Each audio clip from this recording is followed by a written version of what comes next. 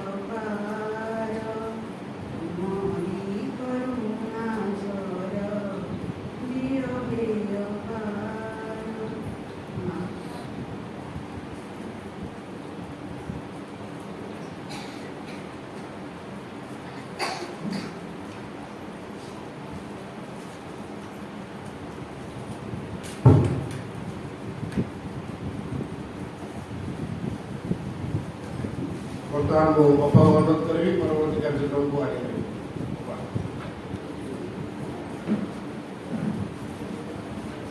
ସକାଳେ ମୋର ଦୁଇଟା ସିଟିଂ ଯାଇଛି। ପ୍ରଥମ ଅଧିବେଶନ କ'ଣ ହେଲା କହିଲା?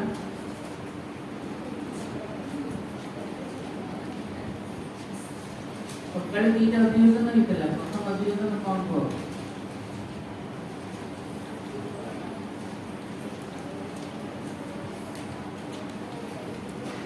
ଖାତା ଖେଳିଲ,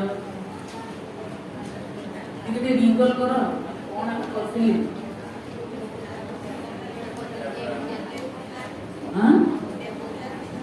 ଡେମୋ କ୍ଲାସ୍ ପୂର୍ବରୁ କ'ଣ ହେଇଥିଲା? ଗୋଟେ ଘଣ୍ଟା ଯାଇଥିଲା ପୂର୍ବ ପାଠର ଆଲୋଚନା ହେଲା। ତାପରେ ଡେମୋ ଦେଲେ, ତାପରେ ସେକେଣ୍ଡ କ'ଣ କରାଗଲା?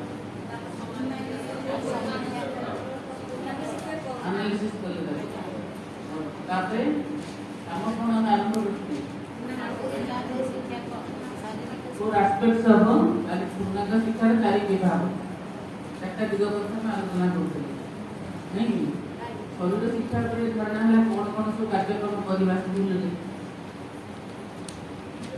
नहीं तापर प्राणिक शिक्षार कौन मुख्य कथा कौन इंद्रियर विकास अंत इंद्रियर विकास बेसी करिवो आ मानसिक मनर व्यक्ति तार भी बहुत अच्छी कम सब कर मन केमती रखियो पिला छोटे छोटे कम सब ताकि दिया जाए स्कूल कर तुम जो जिन देखुच गुड़े देल तापर कह केतरा मन रखी घरे कौन देखुची सब देखिए मन पकई कहवा तो मन कम करे आखि बंद कर कहवा तेणु यहाँ सब लेखा कार्यक्रम देखिकी कर आउ कौन रहा तार स्वभाव चरित्र मॉडिफिकेशन स्वभाव केमती हो जाए मनुष्यर स्वभाव केमती हो जाए अभ्यास द्वारा अभ्यास भोग भोग से कौन हो स्वभाव स्वभाव भोग से बहुत दिन धर चलो संस्कार पड़ो खराब कुसंस्कार हो पारे सुसंस्कार हो पारे भल कथा शिखु कि खराब कथा गोटा गोटा संस्कार कर नहीं तेणु आम तक मॉडिफिकेशन करवा एगुड़ा सब दरकार कम अभिभावक साहाय्य काम बहुत दरकार सब कम आम केमी अभिभावक मानक साहाय्य ना इनभल्व कर इनभल्व माने आम काम जड़ित करवा जड़ित कर उद्देश्य से गोटे टीचर बेसी समय पिला पाखे रोचे आउ पिला भल मंद बेसी गुरुत्व दिखती आम के समय गोटे पार्ट टाइम भाया कम करुचे कि आमर गाइडेंस इंस्ट्रक्शन गुड सजेसन एगुड़ा सब बहुत कम लगे ये भाव दब से तुम गोटे आंटीपाटी नुह आम धारणा है गार्डियन हूँ गोटे आंटीपाटी कले आम कम कर जो कथाटा से कहते स्कूल कम्प्लेन भी कहबनी स्कूल रख तुम तो भेट कर पाना क्लास जदि से आसिक कहते लेखा दौरान लिखित आकार रखी दे पकई दिखाँ स्कूल बक्स सजेसन बक्स कम्प्लेन बक्स न कह कौन कर सजेसन बक्स जो कथा चाहूँ दरकार पड़े लिखि पकई दिखाँ जब लिखि पकईदे से कम्प्लेन हिसाब से निना आम सब ठीक कम करते नुह तो से आम विचार करा प्रकृत में आम कौन अच्छी आज मॉडिफिकेशन कौन दरकार हो तेणु गार्डियन मानकर प्रत्येक कम्प्लेन आम स्वागत योग्य ग्रहण कर माँ को धारा विचार कर प्रकृत में कौन के बुझुंट प्रकृत कथा कौन आखिर ओएल माने आलोचना जो कथाटा से अबुझा होती दरकार घर को जाए स्कूल डाक कौ कथार पिलार पाठ हो कहीं लेखा शिखनी जहाँ पाठ पढ़ा भूली जाए प्रकार अच्छे ना नहीं तार सब्सिट्यूट आम बहुत कम करमको प्रूव करने पड़ो जे सी जो आंटीसिपेसन जो प्रत्याशा रही भावुँ आम जो आहरी 10 गुणा कम करके देखी करूँ से प्रकार प्रतिश्रुति जब आम पाऊे आम कम करवा ताले गार्डियन सागर कहीपर नत गार्डियन भूल से खाली कम्प्लेन कर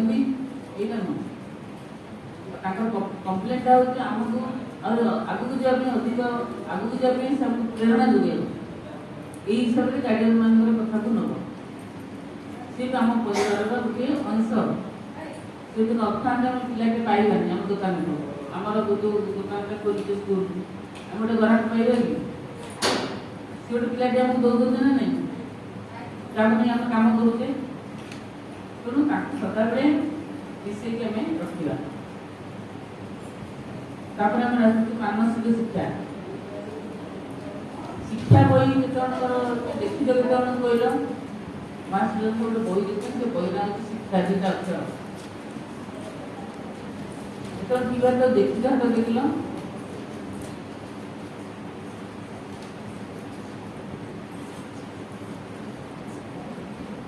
दी मुझको बहुत बुझी कर कौन कहल देखी बही खंड जो पूर्णांग श्रीकेन्द्र रही सब स्कूल मैनेजमेंट मुख्य को कहया कथा प्रथम गोटे स्कूल पैसा खर्च बही खंड हाथ को दिखाते जो तो रखी स्कूल रापेड विद्यालय रखा प्रथम दिन से बही आगे पढ़ते है कि बही खंड आगे पढ़ बुझ नबू तो पढ़ से बही ये सब विषय प्रांजल लिखाई जो मैंने हाथ देखिल बही अच्छी केते जन ताको माने ये करते पढ़ी अच्छी ना ताको पढ़ी तुमको आप समझ को स्कूल पढ़ी बही पढ़ी मानसिक शिक्षार मुख्य 5टी कथा माँ कहते आमर मानसिक शिक्षा कहले कौन हमको इंग्लिश ओडिया विज्ञान सामाजिक आमको मानसिक शिक्षा नहीं कि मानसिक शिक्षा कहले माँ 5टी कथा कहते कौन जानी सीना कम करवा मानसिक शिक्षार प्रथम ये आगे दस पक्षे बस आफ्टर लेट साइड बस या आगे दस शुभस्मिता माने कौन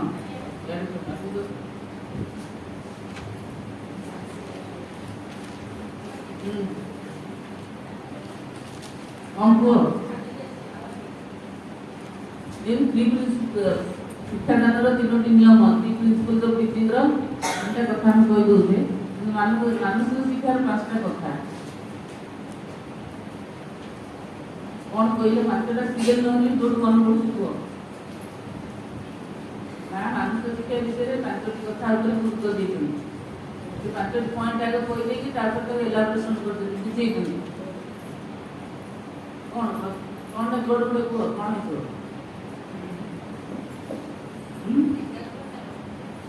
एकाग्रता बही देखी कौन बही अच्छे लेखाई ईश्वर बही देखते कौन एकाग्रता कंसंट्रेशन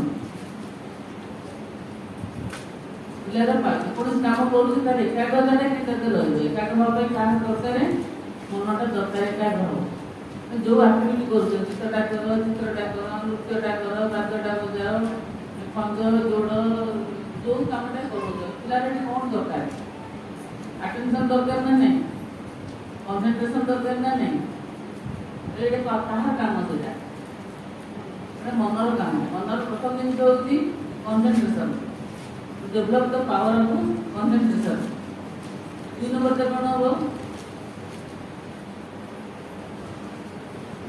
देख बही कपी कर जान मनसिक शिक्षा कहले 5टा जिन गुरुत्व दरकार 5टा कॉम्पिटेंसी अच्छी देखा लक्ष्य उद्देश्य मानसिक शिक्षार लक्ष्य AIIMS and objectives of mental education तुझे कौन कर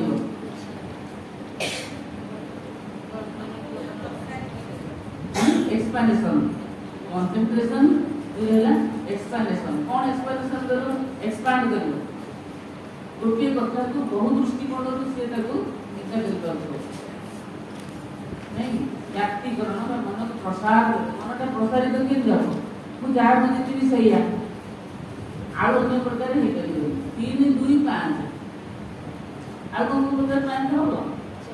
ପାଞ୍ଚ ଅସଂଖ୍ୟ ପ୍ରକାର ହେଇପାରିବ। ଖାଲି 3 ଦିନ ପାଞ୍ଚ, 3 ଦିନ ପାଞ୍ଚ, 4 ଏକ ପାଞ୍ଚ, 7 2 ଗଲେ ପାଞ୍ଚ, 10 5 ଗଲେ ପାଞ୍ଚ, କେତେ ପ୍ରକାର ଯେ ପାଞ୍ଚ ହବ କେତେ କହିପାରିବନି।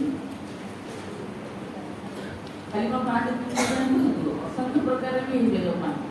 ପାଞ୍ଚଟା ଗୋଡ଼ି ବା ପାଞ୍ଚଟା ଜିନିଷ ନେଇକି ମଞ୍ଜି ନେଇକି କଇଁଆ ମଞ୍ଜି ନେଇକି ପିଲାକୁ ପାଞ୍ଚ କେତେ ପ୍ରକାର କରୁছে ସେ କେତେ ପ୍ରକାରିଆ କରିପାରିବ, କେତେ ପ୍ରକାର ସେ ପାଞ୍ଚ କରିଦେଇ ପାରିବ। ପାଞ୍ଚ ନୁହଁ ଯେ 3 2 5 ନାହିଁ। ବହୁ ଗୋଟିଏ କଥାକୁ ବହୁ ଦୃଷ୍ଟିକୋଣରୁ ଆମେ କଲେ ମନ କ'ଣ କରିବ, ବ୍ୟାପ୍ତ ହୁଏ, ମନ ପ୍ରସାରିତ ହୁଏ, ଏକ୍ସପାଣ୍ଡ ହୁଏ। ନହେଲେ ଆମେ ଯାହା ବୁଝିଥିବା ସେଇଆ ହେଇପାରିବନି।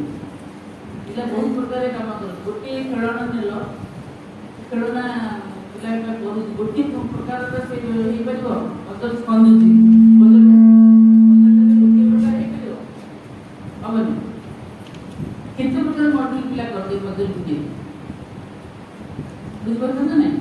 ଚୁନା ଦିଆହେଲା, ଚାଉଳ ପିଠା ଦିଆହେଲା, ଗୁଡ଼ ଦିଆହେଲା, ନଡ଼ିଆ ଦିଆହେଲା, ସବୁ ସାମଗ୍ରୀ ଦିଆହେବ। ଗୋଟେ ପ୍ରକାରର ପିଠା ବନେଇବ, କେତେ ପ୍ରକାର ତାପରେ ଆଇଟମ୍ ହେଇପାରିବ ସେ ଜିନିଷ ବନେଇ ହେଇପାରିବ ନା ନାଇଁ। ସେଇଟା ଗୋଟେ କାମ। ବହୁ ଦୃଷ୍ଟିକୋଣରୁ ଗୋଟେ ଜିନିଷକୁ କରିବା। ଥାର୍ଡ ଜିନିଷଟା କ'ଣ? ସେଣ୍ଟ୍ରାଲାଇଜେସନ। ସେଣ୍ଟ୍ରାଲାଇଜ କରିବା। କନସେଣ୍ଟ୍ରେସନ, ଏକ୍ସପାନ୍ସନ, ସେଣ୍ଟ୍ରାଲାଇଜେସନ। ସେଣ୍ଟ୍ରାଲାଇଜେସନ ମାନେ କ'ଣ କରିବ? ସେଣ୍ଟ୍ରାଲାଇଜେସନ କରିବା ମାନେ ଗୋଟିଏ ଏତେ ବିକ୍ଷିପ୍ତ ଚିନ୍ତାକୁ ଗୋଟିଏ ପଏଣ୍ଟରେ ତାକୁ କେମିତି ଆଣିପାରିବା। କହୁଛନ୍ତି ତମ ପାଖରେ 5ଟା ବିଚାର ଆସିଲା, ଏଇଟା ହବ, ସେଇଟା ହବ, ସେଇଟା ହବ, ସେଇଟା ହବ, ତାହେଲେ କୋଉଟା ତୁମର ଠିକ? ସେଣ୍ଟ୍ରାଲାଇଜ କେମିତି କରିବ? କୋଉ ଜିନିଷଟା 10ଟା ଆଇଟମ୍ ଥୁଆ ହେଇଛି, କୋଉଟା ତ ବାଛିବ ଏଇଟା ଠିକ ନୁହେଁ। ସେଣ୍ଟ୍ରାଲାଇଜେସନ ଫୋକସଟା କେମିତି କରିବା, ବାଛିବ କେମିତି? ତାପରେ ହଉଛି କ'ଣ? ଫୋର୍ଥଟା ରିଜେକ୍ସନ। ରିଜେକ୍ସନ କ'ଣ? ସେଣ୍ଟ୍ରାଲାଇଜେସନ ହେଉଛି ବହୁତ ଗୁଡ଼ା ଜିନିଷ ଦେଇଥିଲେ କି ତୁମେ ତାକୁ ସେଣ୍ଟ୍ରାଲାଇଜ କରି କି ଜିନିଷଟା ସଠିକ ଜିନିଷଟା ନିରୂପଣ କରିପାରିଲା। ମା କହୁଛନ୍ତି ସେଥିପାଇଁ କେମିତି କରିପାରିବ ନା ତୁମର ଗୋଟେ କେନ୍ଦ୍ରୀୟ ଶକ୍ତି ଅଛି। ଆମ ହୃଦୟ ଭିତରେ ଗୋଟେ କେନ୍ଦ୍ରୀୟ ଶକ୍ତି ଅଛି, ସେ ହେଉଛନ୍ତି ଆମ ଭିତରର ଅନ୍ତରାତ୍ମା। ତାହାରି ପାଖକୁ ନେଇକି ତୁମେ ବିଚାର କରିବ ଯେ ପ୍ରକୃତରେ କୋଉ ଜିନିଷଟା ଠିକ। ଇଏ ବି ସୁନା ଭଳିଆ ପ୍ରତ୍ୟେକ ଦେଖାଯାଉଛି, ସିଏ ବି ଦେଖାଯାଉଛି, ସିଏ ଦେଖାଯାଉଛି, ସିଏ ହେଲେ ଅସଲି ସୁନାଟା କୋଉଟା? ଅସଲି ସୁନାଟା କେମିତି ଚିହ୍ନିବ? ଦିଟା ପିଠା ଅଛି, ଗୋଟାଏ ପିଠା ଭିତରେ ପୁର ଭିତରେ ବିଷ ଦିଆଯାଇଛି, ଗୋଟାଏ ପୁର ଭିତରେ ଠିକ ଖାଦ୍ୟଟା ଅଛି, ଗୋଟାଏ କାର୍ଯ୍ୟରେ କିଛି ଗଲତି ଜିନିଷ ଅଛି, କେମିତି ଜାଣିବ ତା ବାହାର? ତମ ଭିତରେ କେନ୍ଦ୍ରୀୟ ଶକ୍ତି ସେଇଟାକୁ ନିରୂପଣ କରିଦେବ ଯେ ଏଇଟା ଠିକ ଜିନିଷ। ତେଣୁ ସେଣ୍ଟ୍ରାଲାଇଜେସନ କରିବା ମାନେ ହେଉଛି ବହୁତ ଗୁଡ଼ା ଜିନିଷରୁ ଠିକ ସତ୍ୟଟାକୁ ନିରୂପଣ କରିବା। ସେଥିପାଇଁ ଦରକାର କ'ଣ ନା ଅନ୍ତରସ୍ଥ ଭଗବାନଙ୍କ ସହିତ ସମ୍ପର୍କ କରିକି ଠିକ ଜିନିଷଟାକୁ ବାଛିବା। ତାପରେ ହେଉଛି ରିଜେକ୍ସନ। କ'ଣ ରିଜେକ୍ସନ କରିବ ମାନେ କହୁଛନ୍ତି ଅବାଞ୍ଛିତ ଗୁଡ଼ାଏ ଚିନ୍ତା ଆସି ଖାଲି ଘଣ ଘଣ ହେଉଥିବେ ମୁଣ୍ଡରେ, ଖାଲି ଗଣଗଣିଆ ମାଛି ଭଳିଆ ସବୁ ଖାଲି ଘଣ ଘଣ ହେଉଥିବେ। ବେଳେବେଳେ ବହୁତ ଚିନ୍ତା ଆମକୁ ବିଚଳିତ କରି ପକାଏ। ମଣିଷକୁ ଗୋଟେ ଗୋଟେ ଏମିତି ସିଚୁଏସନରେ ପଡ଼େ, ଅନେକ ଚିନ୍ତା କ'ଣ କରେ ତାକୁ ବିଚଳିତ କରି ପକାଏ। ତେଣୁ ଅବାଞ୍ଛନୀୟ ଚିନ୍ତାକୁ ବର୍ଜନ ବା ମାଟା କହୁଛନ୍ତି ରିଜେକ୍ଟ କରିବା। ଯେତେବେଳେ ଅବାଞ୍ଛନୀୟ ଚିନ୍ତା ସବୁ ଆସୁଛି ବା କହୁଛନ୍ତି ରିଜେକ୍ଟ ଆଉ ରିଜେକ୍ଟ କର। ରିଜେକ୍ଟ ମାନେ ଛାଡ଼, ତ୍ୟାଗ କର। ତେଣୁ ଅବାଞ୍ଛନୀୟ ଚିନ୍ତା ସମୂହର ବର୍ଜନ ବା ଆମେ ତାକୁ ସର୍ଟରେ ବୁଝିବା ରିଜେକ୍ସନ। 5 ନମ୍ବର କଥା ମା ଗୁରୁତ୍ୱପୂର୍ଣ୍ଣ କଥା କହୁଛନ୍ତି କ୍ଲାସିଫିକେସନ। କ୍ଲାସିଫିକେସନ କହିଲେ ପିସ୍, ଶାନ୍ତ, ମନକୁ ନିରବ ରଖିବା, ଶାନ୍ତ ରଖିବା, calm and quiet. Piece, piece ଶାନ୍ତ, ନିରବ, ନିଷ୍କପଟ ରଖିବା, ପିସ୍ ହେଉଛି classification. PSCI classification. concentration, explanation, centralization, rejection, classification. ये सब मनर काम। चिंता विचार को कौन करवा ଏକାଗ୍ର କରିବ ନିଜ ମନକୁ ପିଲା ଗୋଟେ କାମରେ ଏକାଗ୍ର କରିପାରିବ। ପୁଣି କ'ଣ କରୁଥିବ ଗୋଟେ କଥାକୁ ବହୁ ଦୃଷ୍ଟିକୋଣରୁ ଚିନ୍ତା କରିପାରୁଥିବ, ବହୁତ ଗୁଡ଼େ ଜିନିଷ ବି ଠିକ୍ ଜିନିଷଟାକୁ ସେ ବାଛି ପାରୁଥିବ ଏବଂ ତାପରେ ଅବାଞ୍ଛନୀୟ ଚିନ୍ତାକୁ ସେ ରିଜେକ୍ଟ କରିପାରୁଥିବ ଏବଂ ଶେଷରେ ମନକୁ ଶାନ୍ତ ନିରବରେ ସମୁଦ୍ରର ଉପରି ଭାଗରେ ଲହଡ଼ି ଗୁଡ଼ାକ ବାଡ଼େଇ ହେଉଥାଏ, ଭିତରେ ଯଦି ଶାନ୍ତ ନିରବ ହୋଇପାରୁଥିବ ମନକୁ ଶାନ୍ତ ସ୍ଥିର ରଖିପାରୁଥିବ। ମନକୁ ଶାନ୍ତ ସ୍ଥିର ରଖିପାରିବ ତାର ଉପରୁ ପ୍ରଜ୍ଞା ବା ଦିବ୍ୟ ଜ୍ଞାନ ଅମୃତ ଜ୍ଞାନ ଧରି ଆସିବ। ଗୋଟେ ଲୋକ କହନ୍ତିନି ମୋତେ ପାଠ ଚୁପ୍ କହିଲେ ମୋତେ ଗୋଟେ ଭଲ ଚିନ୍ତାଟା ଆସୁଛି ଟିକେ ମୁଁ ଯାଉଛି, ସମସ୍ତେ ନିରବ ରହିଲେ ନିରବ ରହିଲେ ତା ଅର୍ଥ କ'ଣ? ଯେତେବେଳେ ଆମେ ପୁରା ସେତେବେଳେ ସମ୍ପୂର୍ଣ୍ଣ ରୂପେ ମନ ନିରବ ହେଇଯିବ ଯଥାର୍ଥ ଜ୍ଞାନଟା ହୃଦୟରୁ ଆସିବ। ଯଥାର୍ଥ ଜ୍ଞାନ ହୃଦୟରୁ ଆସିବା ପାଇଁକି ଆମକୁ ମନକୁ କ'ଣ କରିବାକୁ ପଡ଼ିବ? ନିରବ କରିବାକୁ ପଡ଼ିବ, ଶାନ୍ତ କରିବାକୁ ପଡ଼ିବ। ମା ତ କହିଲେନି ମାନସିକ ଶିକ୍ଷା ମାନେ ଅଙ୍କ ଇଂଲିଶ ଓଡ଼ିଆ ବିଜ୍ଞାନ ଯେତେ ବାର ସେତେ ପଢ଼େଇବ, କେତେ କେତେ ନମ୍ବର ରଖିବ, 100ରୁ ଯେଉଁମାନେ ସବୁ 80, 90, 90% O+ କ'ଣ ସବୁ ଗ୍ରେଡ୍ ରଖିଲେନି ମାନସିକ ଶିକ୍ଷା ତାଙ୍କର ହେଇଛି। ଏ ବିଷୟରେ କିଛି କହିଲେ ନା ଏଠି ମାନସିକ ଶିକ୍ଷା କହିଲେ ଆମ ମୁଣ୍ଡରେ ସେ ବସିଛି। ମାନସିକ ଶିକ୍ଷା କହିଲେ ଏଇଗୁଡ଼ା ସବୁ କ'ଣ ପଢ଼େଇବା ଗୁଡ଼ାଏ ବହିପତ୍ର ବହୁତ ପଢ଼େଇବା, ପରୀକ୍ଷା କରିବା, ନମ୍ବର ରଖିବାକୁ କୁହାଯାଏ ମାନସିକ ଶିକ୍ଷା। ଏଇଟା ମାନସିକ ଶିକ୍ଷା ମା କହିନାହାନ୍ତି ହେଲା କି? ତେଣୁ ସେଥିପାଇଁ କ'ଣ ଏଇ ଯେଉଁ ମାନସିକ ଶିକ୍ଷାର କମ୍ପିଟେନ୍ସି ଗୁଡ଼ା କ'ଣ? ମେଣ୍ଟାଲ ଏଜୁକେସନର କମ୍ପିଟେନ୍ସି ମାନେ ସ୍କିଲ୍ ଗୁଡ଼ା କ'ଣ?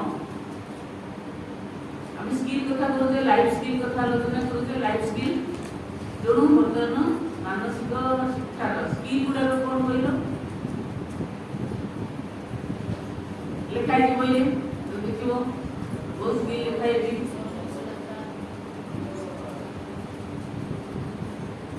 ବୁଝାର ଅଛି ପାଉଛ ଏ ଗୋଟେ ଗୋଟେ ବିଭାଗ କଥା ସବୁ କୁହାଯାଉଛି। ମୁଁ ତ ଟିଚର ପାଠ ପଢ଼େଇ ମୋର ଏଗୁଡ଼ା ସବୁ ଜାଣିବାକୁ କ'ଣ ଦରକାର? ମୁଁ ଯେତେବେଳେ ଇଣ୍ଟିଗ୍ରାଲ ଡେଭଲପମେଣ୍ଟ କରିବି, ଇଣ୍ଟିଗ୍ରାଲ ଏଜୁକେସନ୍ ଦେବି, ମୁଁ ଯଦି ମାନସିକ ଶିକ୍ଷା ବିଷୟରେ ଜାଣିନି ମୁଁ କେମିତି କ'ଣ ମାନସିକ ଶିକ୍ଷା ଦେବି? ଯେଉଁ କ୍ଲାସରେ ପାଠ ପଢ଼ା, କଲେଜରେ ପାଠ ପଢ଼ା କି ଶିଶୁ ଶ୍ରେଣୀରେ ପାଠ ପଢ଼ା ହେଲା। ତେଣୁ ମନର ସବୁ ଜିନିଷ ସେ ବିଚାର ବିମର୍ଶ କରିପାରିବ। ମନ କେତେ ପ୍ରକାର ବିଚାର କରିପାରିବ, ବହୁତ ଗୁଡ଼ାଏ କମ୍ପିଟେନ୍ସି ଦିଆହେଇଛି।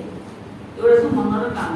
ତେଣୁ ତାକୁ କେମିତି ଡେଭଲପ୍ କରିବ, କ'ଣ କ'ଣ କାମ କଲେ ଏଗୁଡ଼ା ସବୁ ତାର ଡେଭଲପମେଣ୍ଟ ହେବ, ସେ କାମ ଗୁଡ଼ା ସବୁ ଦିଆହେଇଛି ବହିରେ। ତା କାମ ଗୁଡ଼ାକ ଦିଆହେଇଛି ମାନସିକର ବିକାଶ କରିବା ପାଇଁ। ଏଇସବୁ କାମ ଗୁଡ଼ା କଲେ ତା ମନ ଡେଭଲପମେଣ୍ଟ ହେବ, ବହିରେ ହେଲ୍ପ ନେବ ସେଇଠି। ତେଣୁ ମୁଁ ଯେଉଁ ଆକ୍ଟିଭିଟିଟା ରଖିବି, ଯେଉଁ ପ୍ରୋଜେକ୍ଟ ନେବି ବା ଯେଉଁ କାମଟା କରିବି, ତେଣୁ ମାନସିକ ଶିକ୍ଷାଟା ତାର ଡେଭଲପମେଣ୍ଟ ହେଉଛି। ଯଦି ଏ ଯେଉଁ କାମଟା କରୁଥିଲ, ବସ୍ତୁର କଲ, ଫୁଲର କଲ ବା ଶରୀର ଉପରେ କଲ, ସବୁଟା ଜିନିଷ ତାର ଟଚ୍ କରି ଯାଉଥିବ। ଏଇ କାମଟା ଶରୀରର ପ୍ରୋଜେକ୍ଟ ନେଉଛି, ତେଣୁ ତାର ମାନସିକ ବିକାଶ ଦିଗଟା କ'ଣ ଦେଖିବି, ତାର ଭାଇଟାଲ ବିକାଶଟା କ'ଣ ଦେଖିବି, ତାର ଫିଜିକାଲ ବିକାଶଟା କ'ଣ ଦେଖିବି, ତାକୁ ନେଇକି ଲାଙ୍ଗୁଏଜଟା କେମିତି କରିବି, ତାକୁ ନେଇକି ନ୍ୟୁମେରିକାଲ ଗାଣିତିକ ଧାରଣାଟା କେମିତି କରିବି, ତାକୁ ନେଇ ଏନଭାରମେଣ୍ଟ କେମିତି କରିବି, ସବୁ ଯେଉଁ ଜିନିଷ 7ଟା ଜିନିଷ ତା ଦେହରେ ମିଶଉଥିବ। ଯେଉଁଟା ନିଅ, ପଶୁ ନିଅ, ପକ୍ଷୀ ନିଅ, ଫୁଲ ନିଅ, ଫଳ ନିଅ, ଯାହା କରୁଛ କର, କିନ୍ତୁ ଏ ସବୁଗୁଡ଼ା ଜିନିଷ ଇଣ୍ଟିଗ୍ରେଟେଡ୍ ସେଠି ହେଉଥିବ ହେଲା କି? ତାପରେ ହେଉଛି କ'ଣ? ସାଇକିକ୍ ବା ଆତ୍ମା। ଆତ୍ମା ସମ୍ବନ୍ଧରୁ ହେଇଛି ଆଧ୍ୟାତ୍ମିକ ଶିକ୍ଷା। ଆଧ୍ୟାତ୍ମିକ ଶିକ୍ଷା କଲେ କ'ଣ କରୁ ନା, ପିଲା ବହୁତ ଚୁପଚାପ କରି ଚୁପ୍ ହେଇ ବସି ମା ମା ନାମ ଜପ କରିବା। ଆଜିକାଲି ପିଲା ବୋଧେ ସ୍କୁଲରେ କହୁଛୁ ଆଧ୍ୟାତ୍ମିକ ଶିକ୍ଷା କେମିତି କରୁଛ ନା, ପିଲାଙ୍କୁ ସବୁବେଳେ କହିବ ଆଖି ବସି କରି ମା ମା ଜପ କଲେ ସେଇଟା ଆଧ୍ୟାତ୍ମିକ ଶିକ୍ଷା। ପ୍ରାର୍ଥନା କରିବାଟା ହେଉଛି ଆଧ୍ୟାତ୍ମିକ ଶିକ୍ଷା। ଆଧ୍ୟାତ୍ମିକ ଶିକ୍ଷାରେ କ'ଣ ସେଗୁଡ଼ାକ ସବୁ ପ୍ରାର୍ଥନା ଗୋଟେ ପାର୍ଟ ହେଇପାରେ, କିନ୍ତୁ ପ୍ରାର୍ଥନାଟା ନୁହେଁ ଯେ ଆଧ୍ୟାତ୍ମିକ ଶିକ୍ଷା। ଆତ୍ମା ସମ୍ବନ୍ଧୀୟ ଶିକ୍ଷା କ'ଣ କଲେ ତାର ଆତ୍ମାଟା ସବୁବେଳେ ଫ୍ରଣ୍ଟକୁ ଆସିବ, ସେଥିପାଇଁ କ'ଣ ଦରକାର? ନିଜକୁ ଜାଣିବ ଯେ ମୁଁ କିଏ। ଆମେ ନିଜକୁ ପଚାରିବା ହୁ ଆମ ପ୍ରତ୍ୟେକ ନିଜକୁ ପଚାର ମୁଁ କିଏ। ପରିଚୟ କାର୍ଡ ତୁମର ଆଧାର କାର୍ଡ ଆମ ପରିଚୟ କି? ଆମ ପରିଚୟ କଲେ ଆମ ଆଧାର କାର୍ଡ ଆମେ ଦେଖେଇ ଦେଉଛୁ ବର୍ତ୍ତମାନ। এটা আমার পরিচয় নয়, ମୁଁ କିଏ, କାହିଁକି ପୃଥିବୀକୁ ଆସିଛି, କାହିଁକି ବାରମ୍ବାର ଜନ୍ମଗ୍ରହଣ ତେଣୁ ତା ଭିତରେ ସେ ଜିନିଷଟା କେମିତି ପ୍ରତିଷ୍ଠା ହେବ, ସବୁ ଜିନିଷ ଭିତରେ ସେ ଭଗବାନଙ୍କୁ ଉପଲବ୍ଧି କରିବା, ସେ ଜିନିଷଟା ଆମେ ସ୍କୁଲରେ କେମିତି କରିପାରିବା। ଛୋଟିଆ ଛୋଟିଆ ଜିନିଷ ଭିତରେ ଯେହେତୁ କହୁଥିଲି ପିଲାଟା ଟେବୁଲଟା ଜୋର ଟାଣି ଆଣିଲେ ଗୋଟେ ପଇସା ପାଇଁ ପକେଇଦେଲା ବେଳକୁ ସେଠି ଟିଚର କହୁଛନ୍ତି କ'ଣ ଯେ ତା ଭିତରେ ମା ଅଛନ୍ତି ନାଇଁ ପଇସା ମା ତୁ କାଟିବ ସଜାଡ଼ିକି ରଖ, ଏଇ କଥାଟା କହୁଛନ୍ତି। ବେଳେବେଳେ ଆମେ କ'ଣ କରୁଥିବା ସେଟା ଟାଣି ଆମକୁ ରାଜିକି ଦେଉଥିବା, ବାଡ଼େଇ ଦେଉଥିବା, ଟେବୁଲଟାକୁ କ'ଣ କରୁଥିବା, ସେଇ ପିଲା ସାଙ୍ଗେ ସାଙ୍ଗେ କହନ୍ତି ଆପଣ କହୁଥିଲେ ଏଟା ମା ଅଛନ୍ତି କହୁଥିଲେ କାଲି ସାଙ୍ଗେ ସାଙ୍ଗେ ପିଲା ବି କହନ୍ତି। ତ ପିଲାମାନେ କ'ଣ କରନ୍ତି, open their eyes to the example and close their eyes ears to advice।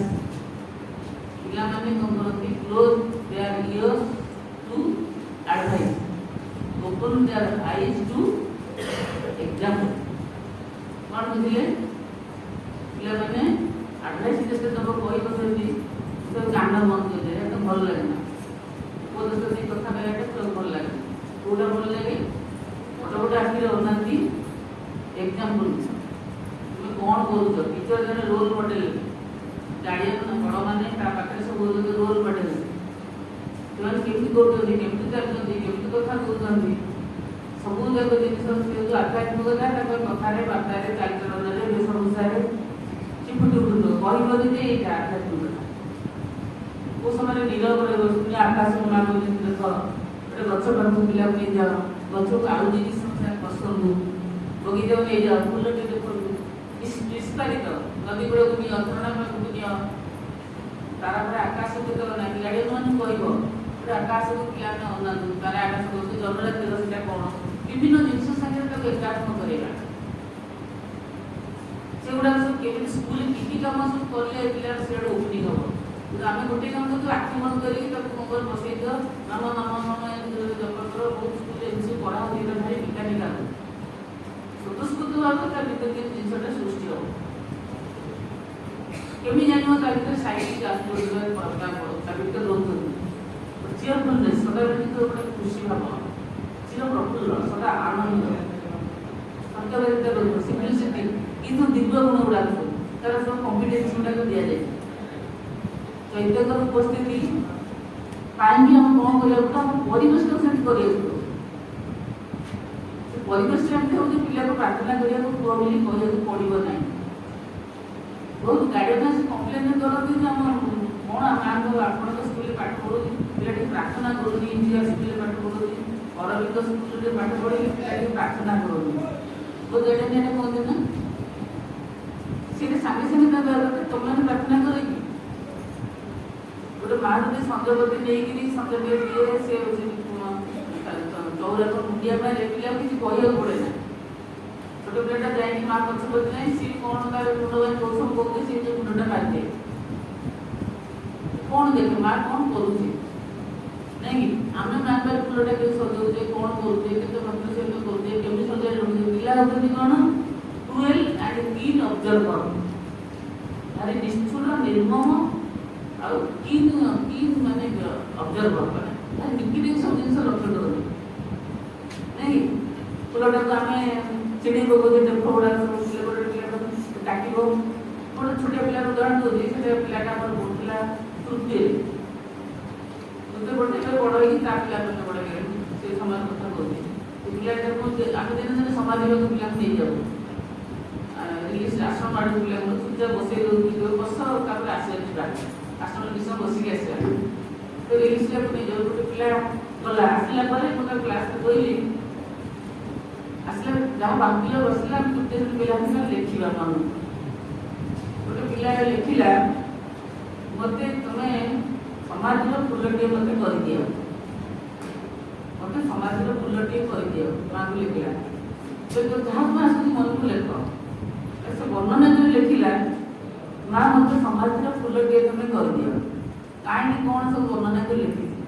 ମୁଁ ଯଦି ଫୁଲଟିଏ ହେବି, ଫୁଲଟିଏ ଫୁଟିବି, ତାକୁ ସମାଜରେ ସଜା ହେବି, ସଜାଇ ଦିନ ସାରା କ'ଣ କରିବି, ମୁଁ ମୋର ମନର କଥା ସେଠି କହିବି।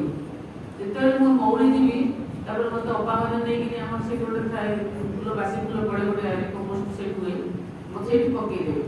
ଆମେ ସେଇ ଖତଟାକୁ ଆଉ କେଉଁଠି ନେଉନା, ପୁଣି ତାକୁ ରିସାଇକ୍ଲିଂ କରି ସେଇ ବଗିଚାରେ, ଆଶ୍ରମ ବଗିଚାରେ ସେ ଖତ ଦେଉ। मत अपा मैंने मुझे से पचिजी माने बेले जीवी मत अपा मैंने पुन ताकू लेकी कमरी खत होला पर पुन आश्रम गछरे मुंडरे गछरे मत देबे मु पुणी कम करी फुल हेगी फुटी फुटी पुणी कमरी पाखरे कम करी बेली तो मु बुझिबार नि ओले तुटे संड पिला एति जे लिखि पारे तो आम मुंडरे से कथा आसी ये जो फीलिंग्स का हम चिंता भी कर पारे मु तो जे केते वर्ष पर मु कहूची जे केते जा लेखा दिया जे तार कथा आसे कष्ट ये को प्रकार फीलिंग जन करूची बहुत भूल भाषा पिला सब तो फीलिंग्स होते हैं तेणु पिला बहुत सब थाए तो केते साइकिल कॉपी न होले से गोटे एबडा जिनिस लिखुची ता बुझी कथा लिखि परथाना पण अनेक ताकर लेखार कामरू चालचलनरू कथाबार्तारू ताकर साइकिल अवेयरनेस हम जानि देला पिला कोन होची तार जीरो सत्यता प्रफुल्लता सिंपलिसिटी ता संगे माडगोड़ नहीं समस्त भूल पाइला सहयोगी मनोभाव ये बहुत गुण सब लिखा है एगुड़ा तो स्किल गुड़ा सब साइंटिफिक तो विकास होगा एटा सब कॉम्पिटेंसी गुड़ा ताको डेवलपमेंट करे हम कोन करबा गोटे काम कर गोटे स्मूथ म्यूजिक दिया है ट्यूटर को कोन स्मूथ म्यूजिक दिया है पिला सोया बेले खाइला बेले केबी तो सचेतन करबा सदाबेले मां अछंती काम हृदय भीतर से अछंती सब जहाँ में करू सब जिन से देखुंती ये जो उपस्थिति जाको से केमिति तक पिला दिन धरि रखिबो एवं बड़ा भितर हम स्कूल में जीव ता बेस्ट गिफ्ट हो जब कोन दबा मां को संगे रे देसी जाइतो तो मां को नहीं जाउ स्कूल रु तो हम कंप्लीट कर स्कूल हाई स्कूल रु जाउ कि तो के सेट रे जाउ सेटा बड़ कथा न गला में केते सी कोन ता भितर ता गोपी नहीं से मां को गोते की जाउ स्कूल में भल पाउ अपा भल पाउ मां को भल पाउ चाकरी क्षेत्र में जोड़ी जाए पहुँच से माँ को छाड़ू माँ को भल पाऊँ ताकू लेकिन केंद्र बिंदु कर जीवनटा बढ़ू तो यही जिनसा आम कर पिला भितर बड़ काम करुचे से काम करें मोर प्रस्तुतिटा कौन मुझे कौन है मो निरंतर मो जीवन में शयन सपन जागरण सब भर माँ को जीवनटा बचुचे तो मुझे बंचुकी भी ताले मो पिला भितर ता प्रभाव किसी कहया पड़ोनी तो परिवेश से कथाटा आसो एगुड़ा तो किसी एडवाइस रे टॉप देकरी करी हेबनी एगुड़ा को हमको परिवेश क्रिएट करिया पड़िबो एवं काम माध्यम रे एग्जाम्पल माध्यम रे हो पड़िबो चैत्य शिक्षा केबे भी गोटे एमडी ताकू माने कोन भाषण देकी करियो आ सुंदर सुंदर कहानी होची आरो बेस्ट उपाय हैप्पी एंडिंग कहानी कौन हैप्पी एंडिंग कहानी कौन सबू जग जो कहानी पिला शुणुव हैप्पी एंडिंग थी ये लिखा है गोटे गल्प तुम विभाग अच्छी तो भितर केमी प्रकार गल्प कह कहीं कह गल्पर भितरटा दि जाए कौन प्रकार जो गल्प हिंसा युद्ध जो गल्प बेसी ये थी कौन क्रिटिकल से गोटा कह छोटे एग्जाम्पल स्कूल घटी गोटे गोटे पिलाटे अच्छी से खेल शिखाए आम स्कूल से भी से स्कूल पाठ पढ़ी से स्कूल पाठ आम स्कूल पाठ पढ़ी सी भी से टीचर गोटे एडजस्टमेंट क्लास जाइए पिला जानी कौन गोटे पिला गप बया पिला भूत गप कह प्राय देखो मो स्कूल बहुत जगह पिला भूत गप भूत गप भूतटा इमाजिनारी जिन गोटे भावती सब प्राय कहते भूत गप कहले भूत गप कही भूत कौन गोटे आरण कर भूत नहीं से सब छाड़ी कौटी पाइखाना भर छाड़ी भूत जाए कौट रहा पाइखाना घर रही हस्टेल पिला जाइए 2 3 पिला 4 पिला भर कपड़ा बदल रही तापर हम देखो हॉस्टल गोटे चित्कार छोड़ी चलला समझा के 3-4 लगा तो चला जोटा जोड़ी जाउते पाइखाना खाली जोटा जोड़ी कोतला आसे बुझु जो कौन हल्ला भूत केते दिन है हॉस्टल भूत नथिला भूत कोड आसला पाइखाना रे खाली लोड जति भूत सब आसला ता रूट देख तो कौन हल्ला भाई गप करले से गप जाई अरे एटेंडा कर भूत कौन हल्ला जाई ता पाइखाना रे बसला से समय ता चापा के से पाइखाना रे पिल्ला मुंडे रोइला कोन पाइखाना छोट घरटा छोटिया निजा घर देखि भूतटा से खाए तो पिला मित्र सेटा रेस्ट ताका भितर कथा रहे भूत जान नहीं पाइखाना कथा सेटा बेले हॉस्टेल सारा से कथा तो एगुड़ा बहुत प्रभाव पड़े गप कहया ଚିନ୍ତା କରିବାକୁ ପଡ଼ିବ ଯେଉଁ ଗପରେ ବିରକ୍ତ ବ୍ୟଞ୍ଜକ ଥିବ, ଯେଉଁ ଗପରେ ଦେଶ ପ୍ରେମ ଥିବ, ଯେଉଁ ଗପରେ ମାନେ ସାକ୍ରିଫାଇସ୍ ଥିବ, ମାନେ ଯେଉଁ ଜିନିଷରେ ପିଲାର କିଛି ଶିକ୍ଷଣୀୟ, ତାହା ଦ୍ୱାରା ତା କ'ଣ ତା ଭିତରେ ବିଶ୍ୱ ଚେତନା, ଯୁଗ ଚେତନା, ଦେଶ ପ୍ରେମର ଚେତନା, ଭାତୃଭାବ, ସ୍ନେହ ଭାବ, ଏଇସବୁ ଜିନିଷ ଗୁଡ଼ା ଡେଭଲପମେଣ୍ଟ ହେବ ସରଳ ଭାଷାରେ, ତା ଲାଙ୍ଗୁଏଜ୍ ଯୋଉଠି ଅଛି ତା ମେଣ୍ଟାଲ ଗ୍ରୋଥ, ସେଇ ଭଳିଆ କଥା ସବୁ କହିବ। ଏ କାହାଣୀ ହେଉଛି ବେଷ୍ଟ। ମାଆଙ୍କର ବହୁତ କାହାଣୀ ଅଛି। ମା ବେଙ୍ଗ ସାଙ୍ଗରେ କ'ଣ କରୁଥିଲେ, ମା କାଳୁ କେତେ ହାତରୁ ଖାଉଥିଲା ବ୍ଲାକି, ମା ତାଙ୍କର ବସୁଥିଲେ ବହୁତ ସାର୍ ତାଙ୍କୁ ଧରିକି ଚଢ଼ିଆଉଥିଲେ, ସାପ କ'ଣ କରୁଥିଲା, ବହୁତ କାହାଣୀ ମାଆଙ୍କର ସବୁ ଅଛି। ମାଆଙ୍କ ସାଙ୍ଗରେ ଲିଙ୍କ୍ କରିକି ଷ୍ଟୋରି ସବୁ ବାଛିବ। ନିଜେ ଯଦି ବହୁତ ପଢ଼ାପଢ଼ି କରିନ ଯୋଉଟା କହିପାରିବ କି, ତ ତୁମକୁ ବର୍ତ୍ତମାନ ବହୁତ ପଢ଼ିବାକୁ ପଡ଼ିବ। ମୁଁ ଛୋଟ ପିଲା କ୍ଲାସ୍ କରୁଛି ମାନେ ମୁଁ ଷ୍ଟୋରି ଟେଲିଂରେ କରେ, ଏଇ କାମଟା ଏଇ ଆକ୍ଟିଭିଟିଟା ଷ୍ଟୋରି ଟେଲିଂରେ କରେ। କେମିତି ଷ୍ଟୋରିଟାକୁ କେନ୍ଦ୍ର କରି ବାଛିବି, ଯେଉଁ ଷ୍ଟୋରିରେ ପିଲାର କିଛି କ'ଣ ହେଉଥିବ, ତାର ହାପି ଏଣ୍ଡିଂ ହେଉଥିବ ଏବଂ ତା ଦ୍ୱାରା ତାର ସେ ଏନକରେଜ୍ ହେଉଥିବ ଏବଂ ଯେଉଁଟା ତା ଭିତରେ କିଛି ପ୍ରେରଣା ଦେଉଥିବ ସେଇଭଳିଆ ଗପ କହିବ। ତେଣୁ ସାଇକିଂ ଏଜୁକେସନ୍ ପାଇଁକି ଷ୍ଟୋରିଟା ଗୋଟେ ବେଷ୍ଟ ମାଧ୍ୟମ। ଷ୍ଟୋରି, ମ୍ୟୁଜିକ୍ ଆଉ ଆକ୍ଟିଭିଟି, ଗୋଟେ ସାଇଲେନ୍ସ ଆଟମୋସ୍ଫିୟର ଭିତରେ ପିଲା କାମ କରୁଥିବ, ବହୁତ ଜିନିଷ ତାର ସବୁ ଅଛି ତା ଦେହରେ ଲେଖା ହେଇଛି। ଆଉ ଏପରି ସବୁ ପାର୍କ ନେବା, ଫାଙ୍କା ଯା ବସିବା, ସୂର୍ଯ୍ୟୋଦୟ ଦେଖେଇବା, ସୂର୍ଯ୍ୟାସ୍ତ, ଏଇସବୁ ଜିନିଷଟା ବହୁତ ପ୍ରଭାବ ପଡ଼େ। ପିଲା ସକାଳୁ ଗାର୍ଡିଆନକୁ ଏଇଟା ସାହାଯ୍ୟ ମାଗିବ, ପିଲା ଗୋଟେ ସୂର୍ଯ୍ୟୋଦୟ ଦେଖେଇବେ, ସୂର୍ଯ୍ୟାସ୍ତ ସମୟରେ ପିଲା ଗୋଟେ କୋଉ ନେବେ, ଚାଷୀ କାଲି ବର୍ଣ୍ଣନା ଦେବେ, କହିବ ନଈ କୂଳ ଟିକେ କୋଉ ନେବେ, ସମୁଦ୍ର କୂଳ କୋଉ ନେବେ, ଝରଣା ପାଖ, ଏଇସବୁ ଜିନିଷ ଗୁଡ଼ାକ, ଜଙ୍ଗଲ, ଗ୍ରୀଷ୍ମ ଜଙ୍ଗଲ ସ୍ଥିର ଯେ ବସିବା, ଗଛ ପତ୍ର ସାଙ୍ଗରେ ମିଶିବା, ଏଇସବୁ ତାକୁ ଏକାତ୍ମ କରିବାକୁ ପଡ଼ିବ। ସବୁ ଭିତରେ ସେ ଗୋଟେ ଅନସିନ୍ ପାୱାରକୁ ଉପଲବ୍ଧି କରୁଥିବ। ଏଇସବୁ ଜିନିଷ ଗୁଡ଼ାକ ତା ସାଇକିକ୍ ଆୱାରନେସ୍ ପାଇଁକି ବହୁତ ସାହାଯ୍ୟ କରୁଥାଏ। ଏଗୁଡ଼ାକ ଆମେ କ'ଣ କରିବା, ଏଇସବୁ ଜିନିଷଟା ବିକାଶରେ ତାର କ'ଣ କହିବ, ଲାଇଫ୍ ସ୍କିଲ୍ ବା ତାର ଯେଉଁ ପାର୍ଟ ଗୁଡ଼ାକ ସବୁ ଯାକ ପାର୍ଟ ଆମ ଭିତରେ ରହିଛି, ଚାରିଟା ମୁଖ୍ୟ ପାର୍ଟ ଦୈତ୍ୟ ଅଛନ୍ତି, ଆଧ୍ୟାତ୍ମିକ ଆତ୍ମା ଅଛନ୍ତି, ଗୋଟିଏ ପିଲା ବର୍ତ୍ତମାନ ତାକୁ କରିବା, କାରଣ ତା ଟାଇମ୍ରେ ଆସିନି, ଅଧିକାଂଶ ଶିକ୍ଷାର ଏଗୁଡ଼ାକ ଆସିନି। ତ ଚାରିଟା ମେନ୍ ପାର୍ଟ ଯେଉଁ ଅଛି, ତେଣୁ ଆମେ ଯେକୌଣସି ସ୍କୁଲରେ ଯେକୌଣସି ଗପଟେ କର, ଚିତ୍ରଟେ ଅଙ୍କା, ଗୀତଟେ କର, ଯେକୌଣସି ଆକ୍ଟିଭିଟି କରିବ, ତମେ ଦେଖିବ ଏଇ ଚାରିଟା ଯାକ ଜିନିଷ ମୋର କଭର ହେଉଛି କି ନାହିଁ, ତାର ମେଣ୍ଟାଲ ଗ୍ରୋଥ, ତାର ଇମୋସନାଲ ଗ୍ରୋଥ, ତାର ଫିଜିକାଲ ଗ୍ରୋଥ ଏବଂ ତାର ସ୍ପିରିଚୁଆଲ ଗ୍ରୋଥ, ଏଇ ଚାରିଟା ଜିନିଷକୁ ମୁଁ ଟଚ୍ କରୁଛି କି ନାହିଁ ହେଲା। ପ୍ରତ୍ୟେକ ଦିନର ଆକ୍ଟିଭିଟି ଭିତରେ ମୁଁ କିଛି ଜିନିଷ ତାକୁ ଟଚ୍ କରୁଛି କି ନାହିଁ, ଏଇଟା କ'ଣ କୁହାଗଲା, ଗୋଟେ ଲାଇଫ୍ ସ୍କିଲ୍ ବା ପୂର୍ଣ୍ଣାଙ୍ଗ ଶିକ୍ଷାର କଥା। ପୂର୍ଣ୍ଣାଙ୍ଗ ଶିକ୍ଷା ସାଙ୍ଗରେ ଯେଉଁ ଅନ୍ୟାନ୍ୟ ଶିକ୍ଷା ମିଶେଇଥିଲେ, ତ ଅନ୍ୟାନ୍ୟ ଶିକ୍ଷା କିଛି ପଢ଼ିପାରୁ ଜାଣିପାରୁ, ଅନ୍ୟାନ୍ୟ ଶିକ୍ଷା ବହୁତ ଅଛି। ବିବେକାନନ୍ଦଙ୍କର ଗୋଟେ ଶିକ୍ଷା ପଦ୍ଧତି ଅଛି, ମହାତ୍ମା ଗାନ୍ଧୀଙ୍କର ବେସିକ୍ ଏଜୁକେସନ୍ ଅଛି, ଯେ କୃଷ୍ଣମୂର୍ତ୍ତିଙ୍କର ତାଙ୍କର ବି ଗୋଟେ ପ୍ରକାର ଶିକ୍ଷା ସବୁ ରହିଛି। ବିଭିନ୍ନ ଶିକ୍ଷା, ସେଇ ସବୁ ଶିକ୍ଷା କଥା କହୁଛ କି ବାହାରର ଯେଉଁ ଗଭର୍ଣ୍ଣମେଣ୍ଟର ଏଜୁକେସନ୍ ରହୁଛ, ସେସବୁ କିଛି ନୁହଁ, ଖୋଳ କହୁନି, ଆମେ ସେଇଟା ସବୁ ପାଠ ପଢ଼ିକି ଆସିଛୁ। ତାର ଲକ୍ଷ୍ୟ ହେଲା କ'ଣ, ସକ୍ସେସ୍। ତାହାର ଲକ୍ଷ୍ୟ ଜେନେରାଲ ଏଜୁକେସନ୍ ସବୁ କେମିତି ସଫଳ ହେବ ପିଲା। ଆଉ ତାଙ୍କର ହେଉଛି କ'ଣ, ତିନିଟା ଜିନିଷ, କ୍ୟାରିୟର, ସକ୍ସେସ୍, ମନି। ଭଲ କ୍ୟାରିୟର ଗଢ଼, ଜୀବନରେ ସଫଳ ହୁଅ, ଯେତେ ସଫଳ ଅଧିକା ହେବ ସେତେ ପ୍ୟାକେଜ ମନ୍ଦିର ତୁମର। ପିଲା ଆଜିକାଲି ପ୍ୟାକେଜରେ କରୁଛନ୍ତି, କି ଚାକିରି କଲି ପ୍ୟାକେଜଟା କ'ଣ, ପର୍ ଆନମ୍, ଏଇଟା ହିସାବ କରୁନାହାନ୍ତି, ପର୍ ଆନମ୍ କେତେ ମିଳୁଛି ମୋତେ, ଆନମ୍ କହିଲେ ଆନୁଆଲ ପ୍ୟାକେଜ କେତେ ଦେବ, ତ ସିଏ ସେଇଥିରେ ପ୍ୟାକେଜ ଅଛି, କ୍ୟାରିୟର, ସକ୍ସେସ୍, ମନି। ଭଲ କ୍ୟାରିୟର ଦେଲେ, ଭଲ ବି ପାଠ ପଢ଼ିବା, ବହୁତ ଭଲ ନମ୍ବର ରଖିବା, ଭଲ ନମ୍ବର ରଖିଲେ କ'ଣ ହେବ, ସକ୍ସେସ୍ ହେବ ଜୀବନରେ, ସବୁ କ୍ଷେତ୍ରରେ ସେ ସଫଳ ହେବ। ସଫଳ ହେଲେ କ'ଣ ହେବ, ସବୁଥିରେ ଫାଷ୍ଟ ହେଲା, ଇଏ ହେଲା, ପୋଜିସନ୍ ରଖିଲା, ସେ ହେଲା, ହେଲେ କ'ଣ ହେବ, ତାର ବହୁତ ଅର୍ଥ ରୋଜଗାର କରିବ।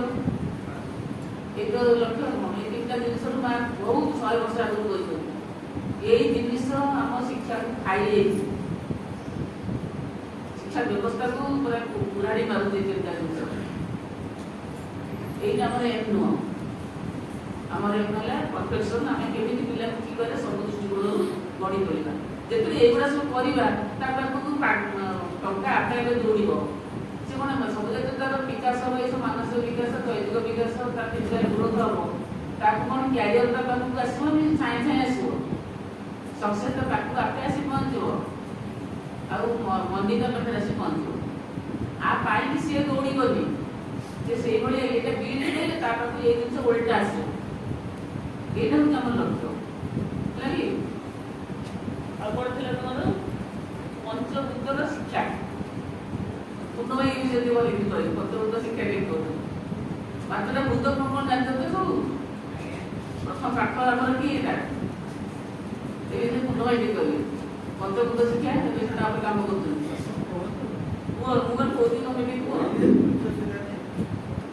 କ'ଣ ପ୍ରଥମ ଭୂତ କିଏ ଆମ ବହୁତ ପାଖରେ ଥାଏ କିଏ ମାଟି। ପିଲାମାନେ ବେଶୀ ମାଟିରେ ଖେଳିବାକୁ ଭଲ ପାଆନ୍ତି। ମାଟି ଗୋଡ଼ି ପାଇଲେ ଆଉ ଆଜିକାଲି ଆମେ ତାକୁ ଏତେ ଦୂରେଇକି ରଖୁଛେ ସବୁ ମାଟିରେ ତାଙ୍କ ନା ଅସନା ହେବ ଇଏ ହେବ ଡଷ୍ଟ ଆଲର୍ଜି ହେବ। ପିଲାକୁ ସବୁବେଳେ ବର୍ତ୍ତମାନ ଏମିତି ହେଲାନି ଯେ ଡଷ୍ଟ ଆଲର୍ଜି ମାନେ ପିଲାକୁ ଧୂଳିରେ ମିଶେଇ ଦେଉନାହାନ୍ତି। ଧୂଳି ଠାରୁ ବହୁତ ଦୂରରେ ରୁହ ମାଟି ପାଟି ମାଟି ଆଉ ବେଶୀ ମାନେ ତାଠାରୁ ବେଶୀ ପ୍ରିୟ ହେଉଛି ପିଲାଙ୍କର ପାଣି। ଯେଉଁ ଯେତିକି ଟିକେ ପାଣି ଥିବ ସେ ଚପର ଚପର ଆସିବ। ସ୍କୁଲରେ ବହୁତ ଟିକେ ପାଣି ଥିବ ଜାଣିକି କ'ଣ କରୁଛନ୍ତି ଯେ ଗୋଟା ବୁଡ଼େଇବେ ଜାଣିଛ ନା ନାହିଁ। ନହେଲେ ଛୋଟ ପିଲାମାନେ କ'ଣ କରିଥିବେ ଏକ କରିକି ବି ନହେଲେ ତା ଦେହରେ ଚପର ଚପର ହେବେ। କାହିଁକି ଏମିତି କରୁଛି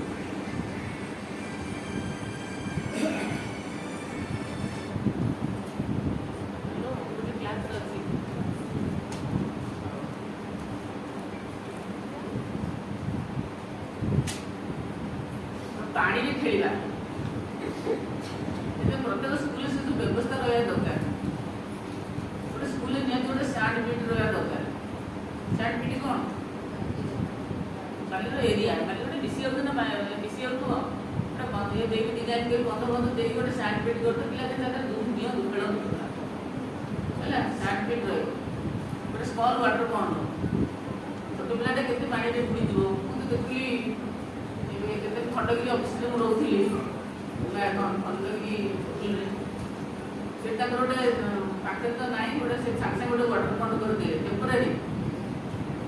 କାର୍ତ୍ତିକ ପୂର୍ଣ୍ଣିମା ଥିଲା ୱାଟର ପଏଣ୍ଟ କଲେ କେମିତି ନା ଇଟା ସେଠି ଗଦା ହେଇଥିଲା ଇଟା ଗୁଡ଼ା ସବୁ ନେଇ ଆସିଲେ ଚାରିପଟ ଏମିତି ବିଭିନ୍ନ ପ୍ରକାର ଡିଜାଇନ୍ ଦେଇକି ବନ୍ଦ କରିଦେଲେ। ମୋଟା ପଲିଥିନ୍ ନେଇ ଆସିଲେ ପଲିଥିନ୍ଟାକୁ ଇଟା ବନ୍ଦ ଥୋଇଦେଲେ ଖାଲ ହେଇଗଲା। ଆଉ ତାପରେ ଟ୍ୟାପ୍ରୁ ପାଣି ଆଣିକି ଛାଡ଼ିଦେଲେ ପୁରା ହେଇଗଲା ୱାଟର ପଏଣ୍ଟ। ସେ ସାନ ପିଲାକୁ ଛାଡ଼ିଦେଲେ ଚପର ଚପର ଚପର କ'ଣ ବୁଝି ହେଉଛନ୍ତି ଏତିକି ପାଣିରେ ଆଣ୍ଠି ପାଣି। ନର୍ସରୀ କ୍ଲାସ୍ ପିଲା କେତେ ଟଙ୍କା ବସେଇଲେ ଖେଳିଲେ ନ କଲେ କେତେ ଦିନ ଧରି ସେଇଟା ରହିଲା। ସେଇଟା ଟେମ୍ପୋରାରୀ ସ୍କୁଲରେ କରିହେବ। ଟେମ୍ପୋରାରୀ ଗୋଟେ ୱାଟର ପଏଣ୍ଟ କରୁଥିଲି। କାର୍ତ୍ତିକ ପୂର୍ଣ୍ଣିମା ଯେହେତୁ ଥିଲା ପୂର୍ଣ୍ଣିମା ଦିନ ହାତ ନିଜ ହାତ ଟଙ୍କା ସବୁ ତିଆରି କରି ବସାବସି କରିବା ପାଇଁ ଗୋଟେ ଖେଳିବା ପାଇଁ କରିଥିଲେ। ଟେମ୍ପୋରାରୀ ପଏଣ୍ଟ ଗୋଟେ କରିଥିଲେ। କିନ୍ତୁ ସ୍କୁଲରେ ଗୋଟେ କରିହେବ ଏରିଆ ଦେଖିକି ଯେମିତି ପିଲାଟା ବୁଡ଼ି ଯାଉନଥିବ। ତୁମେ ମୁଁ କହୁଛି ଛୋଟ ପିଲା କ୍ଲାସ୍ କଥା କହୁଛି। ବଡ଼ ପିଲା ପାଇଁ ତ ଆଉ ଆଜିକାଲି ସବୁ କରାଗଲାଣି ସବୁ ସୁଇମିଂ ପୁଲ୍ ଇଏ ସିଏ କରାହେଉଛି। ଏଇ ଦୁଇ ତିନି ଦିନ ତଳେ ନ୍ୟୁଜ୍ ଦେଖୁଥିଲି ଦୁଇଟା ପ୍ଲସ୍ ଟୁ ପିଲା ଗାଧୋଇ ଯାଇଥିଲେ ବୁଡ଼ିଗଲେ 17-18 ବର୍ଷର ପିଲା। ଦିଲୁକା ନଦୀ କଥା ଗୋଟେ କହୁଥିଲା ଆମ ପାଖରେ। ମୁଁ ଜାଣିପାରୁନି ଯେ 18-20 ବର୍ଷର ପିଲା ଏପର୍ଯ୍ୟନ୍ତ ସାମାନ୍ୟ ଟିକେ ନଈରେ ଖରାଦିନେ କେତେ ପାଣି ଅଳ୍ପ ଗାଧୋଇବାକୁ ଯାଇଛନ୍ତି। ସେଇଟା ପିଲା ପ୍ଲସ୍ ଟୁ ପରୀକ୍ଷା ଦେଇଛନ୍ତି ସେକେଣ୍ଡ ଇୟର୍ ଦେଇକି ଯାଇଛନ୍ତି ସାମାନ୍ୟ ଗୋଟେ ପିଲାମାନେ ଶିଖୁନାହାନ୍ତି। ଗଛଟା ଚଢ଼ା ପାଣିରେ ବୁଡ଼ିବା ପହଁରିବା ଟିକେ ଏଗୁଡ଼ା କିଛି ନାହିଁ। ସବୁ ତାକୁ ପଙ୍ଗୁ କରି ଖାଲି ପାଠ ପଢ଼ କରୁଛନ୍ତି। ପ୍ରକୃତି ସହିତ ଏଠି ମିଶି ପାରୁନାହାନ୍ତି।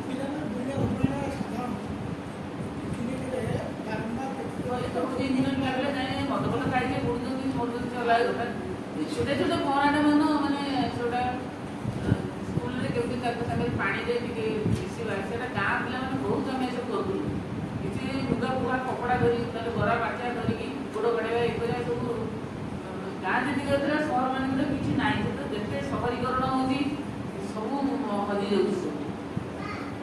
ସ୍କୁଲରେ ଛୋଟ ଛୋଟ ସାନ ପିଲା ପାଇଁ ଗୋଟେ ପାଣିରେ ଖେଳିବା ପାଇଁ ଭଲ ପାଆନ୍ତି। ସ୍ମଲ୍ ୱାଟର ପଏଣ୍ଟ ଗୋଟେ କରିପାରିବ।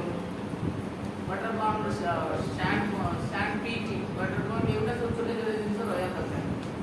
ପାଣିରେ ମାକ୍ସିମମ୍ ଖେଳିବାକୁ କାଗୁଡ଼ାନ୍ତୁ ସେ କାଗଜ ବୁଡ଼େ କ'ଣ ଇଏ ବୁଡ଼େଇବେ କରିବେ କେଉଁଟା ଭାସୁଛି କେଉଁଟା କରୁଛି କେଉଁଟା ରୁଟି ପାଣିର କଲର୍ କ'ଣ ପାଣି କେତେ ପ୍ରକାର ରଙ୍ଗହୀନ ସ୍ୱାଦହୀନ ଆକାରହୀନ ତାର ଧର୍ମ କ'ଣ ସବୁ ପାଣିକି ନେଇ ଖେଳୁ ପାଣି ବିଷୟରେ ବହୁତ କଥା ଜାଣି କରିପାରୁଛି।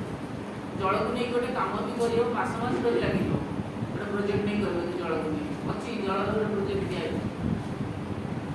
ମାଟି ପାଣି ପବନ ସାଙ୍ଗରେ କ'ଣ ହେଉଛି ଗୀତ ଫୀତରୁ ଆରମ୍ଭ କରୁ କ'ଣ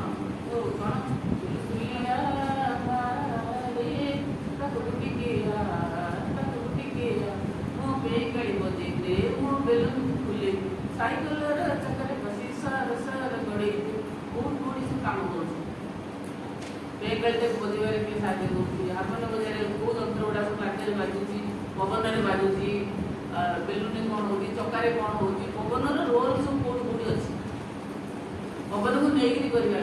ତାପରେ ପବନ ଭିତରେ ନେଇକି ଆମେ କ'ଣ କରୁଛେ, ପ୍ରାଣାୟାମ, ଯୋଗ, ନିଶ୍ୱାସ ପ୍ରଶ୍ୱାସ, ଶରୀର ତାଙ୍କ ସହ ସମ୍ପର୍କ, ଜୀବଜଗତ ପାଣି କରିବନି, ବାୟୁ ବିନା ଅଙ୍କୁରୋଦଗମ କର, କାମ କର, କେତେ ପ୍ରକାର ତାଙ୍କର ଆସିବ ପବନକୁ ନେଇ କେତେ କାମ କରିପାରିବ ଯେ ତୁମେ ନାଇଁ। ଚକିରି ଉଡ଼ିବା ଠାରୁ ଇଏ କରିବା ଠାରୁ ପତ୍ରରେ ସେ କାଟିକି ସବୁ ଇଏ କରନ୍ତି, ମୁଇଁ ମୁଇଁ କରିବା, ପବନ କେତେ କାମ ସବୁ କରୁ, କୁଆଡ଼ୁ ତାକୁ ଦେଇଯିବ ତମେ, ମାଟି ପାଣି ପବନ ତାପରେ ଆଲୋକ। ନିଆଁ କଥାଟା ବେଶୀ ଆଣିବନି, ଆଲୋକ ଦେଇକି କିଛି କାମ କରିପାରିବ। ଆପଣମାନେ କହିଲେ ଅଗ୍ନି, କିନ୍ତୁ ଅଗ୍ନି ନେଇ ଛୋଟ ପିଲାମାନେ ଖେଳିପାରିବେନି, ନିଆଁକୁ ନେଇ କରିପାରିବନି, କିନ୍ତୁ ଆଲୋକ ସାଙ୍ଗରେ ସେଟା କିଛି କାମ କରିପାରିବ। ଆଲୋକ ଦିଆହେଇଛି ନାଇଁ। ତାପରେ ହେଉଛି ଆକାଶ। ଆକାଶରେ କ'ଣ ଦେଖୁଛନ୍ତି, କେମିତି କ'ଣ କିଏ ଉଡ଼ୁଛି, କ'ଣ କରୁଛି। ଆକାଶ ତା ପାଇଁ ଗୋଟେ ବିରାଟ ଜିନିଷ, ବିସ୍ମୟକର ଜିନିଷ। ଆକାଶ ରଙ୍ଗ ବଦଳୁଛି, ଆକାଶ କ'ଣ ହେଉଛି, ଆକାଶରେ କ'ଣ ସେ ଦେଖୁଛନ୍ତି ସବୁ, ମେଘ ଦେଖୁଛନ୍ତି, ଜହ୍ନ ଦେଖୁଛନ୍ତି, ସୂର୍ଯ୍ୟ ଦେଖୁଛନ୍ତି, ତାରା ଦେଖୁଛନ୍ତି, ଯେଉଁଟା ତାଙ୍କର ଭାଷ୍ଟନେସ୍ ସବୁ ବଢ଼ଉଛି। ଛୋଟବେଳୁ ସିଆଡ଼ୁ ସିଆଡ଼ୁ ସବୁ ଦେଖୁଛି। ସେ ଇନ୍ଦ୍ରଧନୁ ହଉ, ସେ ପୂର୍ଣ୍ଣିମା ଜହ୍ନ ହଉ, ସେ ରକେଟ୍ ଉଡ଼ୁ, କିଏ ଉଡ଼ୁଛି, କିଏ ଯାଉଛି, କିଏ ଆଉଛି, କ'ଣ ଗ୍ରହ, କ'ଣ ଇଏ, ବିଭିନ୍ନ କାମ ତାକୁ ନେଇକି ସେ କରିବ। ପଞ୍ଚଭୂତକୁ ନେଇ ପିଲା ବହୁତ କଥା ଖେଳିପାରିବେ, ବହୁତ କାମ କରିପାରିବେ। ଗୁରୁଭାଇ କୁହ ସେ ବିଷୟରେ ଆମେ କଥା କହୁଛନ୍ତି, ଆଉ କିଛି କୁହ। ସେଇଟା ଲିଙ୍କ୍ କରିବାକୁ ପଡ଼ିବ ପାଠରେ। ସେ ଜିନିଷଟା ସବୁ ଆମ ଭିତରେ ଅଛି, ଯାହା ପିଣ୍ଡେ ତାହା ବ୍ରହ୍ମାଣ୍ଡେ, ଯାହା ବ୍ରହ୍ମାଣ୍ଡେ ତାହା ପିଣ୍ଡେ। ବ୍ରହ୍ମାଣ୍ଡ ଯେଉଁ ପାଞ୍ଚଟା ଇଏ ତତ୍ତ୍ୱରେ ଗଢ଼ା, ଆମ ଭିତରେ ସେଇ ପାଞ୍ଚଟା ଜିନିଷ ଚାଲିଛି, ପାଞ୍ଚଟା ତତ୍ତ୍ୱ ଆମ ଭିତରେ ଅଛି। ତେଣୁ ସେଇଥିପାଇଁ ପିଲାମାନେ ଭଲ ପାଆନ୍ତି। ମାଟିକି କାହିଁ ଭଲ ପାଆନ୍ତି ନା ଶରୀରରେ ଅଂଶ ଆମର ମାଟିରେ ଗଢ଼ା ହେଇଛି। ତେଣୁ ମାଟି, ପାଣି, ପବନ, ଆଲୋକ ଆଉ ଆକାଶ, ଆ ସାଙ୍ଗରେ ତାକୁ ଇଣ୍ଟିମେଟ୍ କରାଇବା ପିଲାମାନଙ୍କୁ। ଏବଂ ବଡ଼ ହେଲା ଟିକେ ଉପର କ୍ଲାସ୍ ହେଲା ବେଳକୁ ଏଗୁଡ଼ାକ କେମିତି ପ୍ରଦୂଷଣ ନ ହେବା, କେମିତି ଆମେ ଅଧିକରୁ ଅଧିକ ସେ ବିଷୟରେ ସଚେତନ ହେଇପାରିବା, ତାକୁ ସୁରକ୍ଷା ଦେବା, ତାକୁ ଭଲ ପାଇବା। କାହିଁକି ମାଟିକି ମା ବୋଲି କୁହାଯାଏ। କେତେ ତା ଭିତରେ ମାର ଅନ୍ୟ ରୂପ କାହିଁକି ସେ ହେଇଛି, ଏଇ କଥା ଗୁଡ଼ାକ ତା ବିଭିନ୍ନ ଗୀତରେ, ଗପରେ, ନାଚରେ, ଡ୍ୟାନ୍ସ ଡ୍ରାମାରେ ବହୁତ କଥା ତା ଦେହରେ ଆଣିପାରିବ। ଏଗୁଡ଼ା ଛୁଆ ଦିନରୁ ତାକୁ କରିବାକୁ ପଡ଼ିବ। ଆଉ ଶିକ୍ଷାଟା ଆନନ୍ଦମୟ ଶିକ୍ଷା କେମିତି ହେବ? ଶିକ୍ଷାର ଲକ୍ଷ୍ୟ କ'ଣ? ଶିକ୍ଷାର ମୂଳ ଲକ୍ଷ୍ୟ ହେଉଛି କ'ଣ? ମା କହିଲେ ଆମେ କାହିଁ ଶିକ୍ଷା କରୁଛୁ? ମେସେଜ ତୁମର ସ୍କୁଲ ମାନଙ୍କରେ ପଢ଼ା ହଉନି? Not for our family, not to have status, not for earning money, not to get a diploma that we study. We study to learn, to know, to understand the world, and for the joy that it gives us. ना पूरे close गले, conclude गले, शिक्षा हमको आनंद दो। और enemies बताना सही एक करूँ स्लोगान दो, कौन? शिक्षा आनंद दो। केमिति आनंद दो? पिला कोथरे आनंद पाए? तुम कोथरे आनंद लगे? बसी दबारे आनंद लगे, पढ़ाई कपा कपी करी एकला पदने बुलाबुली करते कौन करते आनंद लेता। आनंद कोथरे? स्वाधीनतार आनंद मिले, हाँ कि नहीं? आउ कोथरे आनंद मिले? आनंद केते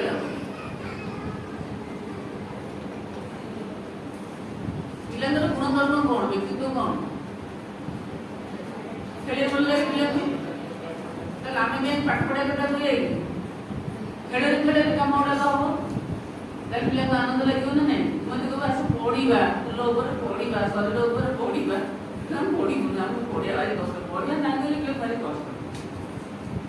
तुम यदि खेलिया कथा आरम्भ कल सब नहीं पाठ सब पढ़ीदेल गीता ये देल कि काद फाद देल आस सब पढ़ा हाथ करेंगे गोड़ करेंगे मन करेंगे सब करेंगे से कम कले से कौन से पाठ सब पढ़ी जाने यहाँ मो हाथ यहाँ गोड़ कौन दरकार चित्र करूँ कि पाठ सब पढ़ी जो अलग अलग सब अलग अलग जिन तो खंजिकी गोटे पूर्णांग पूर्णांग मनीष करेंगे खंजा जोड़ा ये सब कम गुड़ाक बेस आनंद मिल ना तुम कह this is my head, this are my hands, ये सब कह शुआ भाया ଯେଉଁଟା କଲେ ପିଲାଙ୍କର ସେଇଟା ଆନନ୍ଦମୂଳକ ଶିକ୍ଷା ହେବ। ଯଦି ପିଲା କିଛି କରିବ ଖେଳିବ, ଖେଳ ମାଧ୍ୟମରେ କରିବା ମାଧ୍ୟମରେ କିଛି କାମ କଲେ ସେ ଜାଣିବ ଯେ ମୁଁ ଘରେ ଯାଇ କହିବ କ'ଣ କିଛି ପଢ଼ା ହେଉନି, ସ୍କୁଲରେ କ'ଣ ହେଉଛି, ଖାଲି ଖେଳଉଛନ୍ତି ଅପା ମାନେ। ତାଙ୍କର ଯେଉଁଟା ଖେଳ ତମର ସେଇଟା କ'ଣ ଶିକ୍ଷଣ କାର୍ଯ୍ୟ। ତମ ପାଇଁ ତମେ ଯେଉଁଟା ଲେସନ୍ ପ୍ଲାନ୍ କରିଥିବ, ପ୍ଲାନିଂ କରିଥିବ ଶିକ୍ଷଣ କାର୍ଯ୍ୟ, ଛୁଆଙ୍କ ପାଇଁ ସେଇଟା କ'ଣ ତମେ ଗୋଟେ ଆଜି ଫେଡ଼ାଣ କରିବାକୁ ଚାହୁଁଛ, ମିଶାଣ ଫେଡ଼ାଣ କରିବାକୁ ଚାହୁଁଛ, 1 1 2 2 1 3 3 ଏକାଠି କରୁଛ, 10 ରୁ 1 ଗଲେ 9 9 ରୁ 1 ଗଲେ 8 ଛୁଆ ବୁଝୁଛନ୍ତି। ତମେ ଏଠି କ'ଣ କଲ, ତାଙ୍କର କ୍ଲାସ୍ ରୁମ୍ରେ ସ୍ଟେପ୍ କଲ, ସବୁ ଦେଇଲ ପିଲା ଚାଲ ଦେଇବା ନେଇକି ସେଠି ପହଞ୍ଚିଲ, ଏଟା 10 ରୁ ଖସି ଖସି ସେ ନେଇକି ଆସିଲେ, କି 5 ଚଢ଼େଇଲ, 5 ଇଏ କରିକି ଆଣିଲ, ବିଭିନ୍ନ ପ୍ରକାର ଆକ୍ଟିଭିଟିଜ୍ କଲ। ଉଦ୍ଦେଶ୍ୟ ଆମର କ'ଣ ରହିଛି, ପିଲା ଆଡ଼ିସନ୍ ସବଷ୍ଟ୍ରାକ୍ସନ୍ ଜାଣିବ, ମିଶାଣ ଫେଡ଼ାଣ ବିଷୟରେ ଜାଣିବ। କିନ୍ତୁ ତୁମେ କ'ଣ କରୁଛ ନା ବିଭିନ୍ନ ଖେଳ କରୁଛ, ତ ଡିଆଉଛ, ଘରେ ଯେଉଁ ବିଭିନ୍ନ ପ୍ରକାର ଚିତ୍ର କରୁଛ, ସାପ ଭଳିଆ ପକା ପକା କରୁଛ, ଯେଉଁ ଘର ଗୁଡ଼ାକ କରୁଛ ସବୁ ସିଧା ସିଧା ନ କରିକି ବଙ୍ଗାଳିଆ କରୁଛ ସବୁ, ସେଠି ଏଇଟା ସବୁ ଚାଲୁଛନ୍ତି, ସେତେବେଳେ ସେ କହିକି ଆସୁଛନ୍ତି।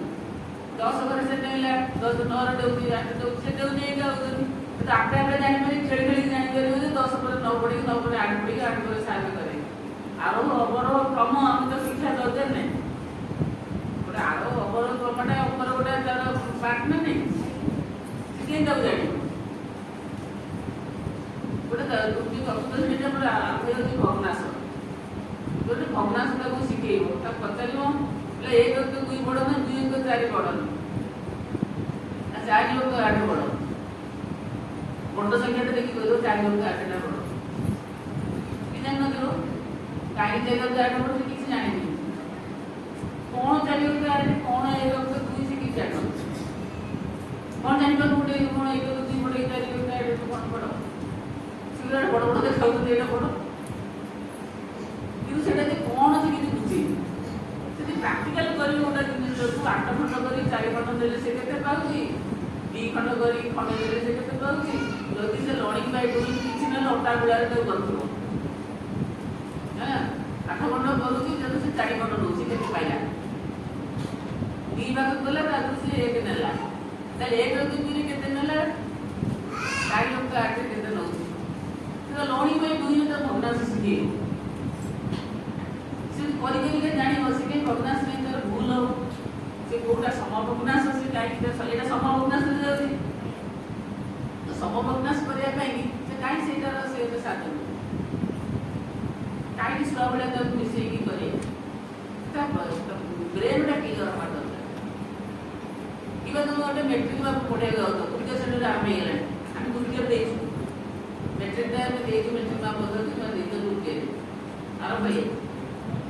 ମେଟ୍ରିକ୍ ମାପ ପଦ୍ଧତିରେ କ'ଣ ଅଛି, ତା 3ଟା କମ୍ପୋନେଣ୍ଟସ୍ ଅଛି। କ'ଣ କ'ଣ ମେଟ୍ରିକ୍ ମାପ ତୁମ ମାଟି ଯାଇକି ପାସ୍ କରିଛ ନା ନାହିଁ, ଆମେ ମାଟି ଯାଇକି ପାସ୍ କରିଛ, ଆମେ ଯେତିକି ଅଛି ଏଇଠି। ମେଟ୍ରିକ୍ ମାପର 3ଟା କ'ଣ ୟୁନିଟ୍,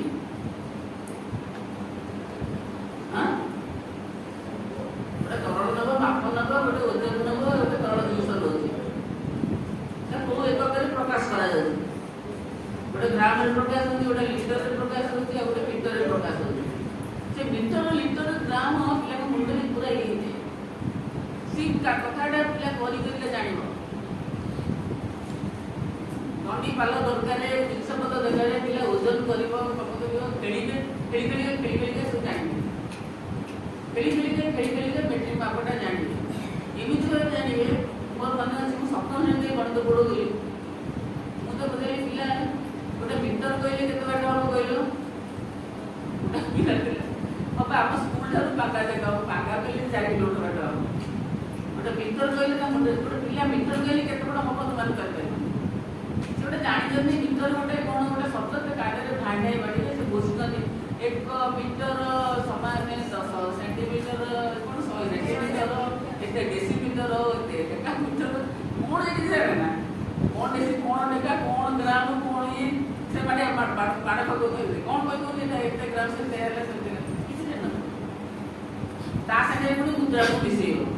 ଯଦି ଏତିକି ଗ୍ରାମକୁ ଏତିକି ହୁଏ ତାହେଲେ ଏତିକି କେତେ ହେବ ନାଇଁ ତା ସାଙ୍ଗରେ ମୁଦ୍ରା ବିନିମୟ ଆସେ। ଆଚ୍ଛା ଏଇଟା କ୍ରିଟିକାଲ ହେଇଯାଏ, ଚତୁର୍ଥ ଶ୍ରେଣୀ କ୍ରିଟିକାଲ ହେଇଯାଏ। ତାର ଫଣ୍ଡାମେଣ୍ଟାଲ କ୍ଲିୟର ହେଇଛି ମେଟ୍ରିକ ମାପର, ମେଟ୍ରିକ ପଦ୍ଧତି ବିଷୟରେ ତାର କିଛି ଧାରଣା ନାହିଁ।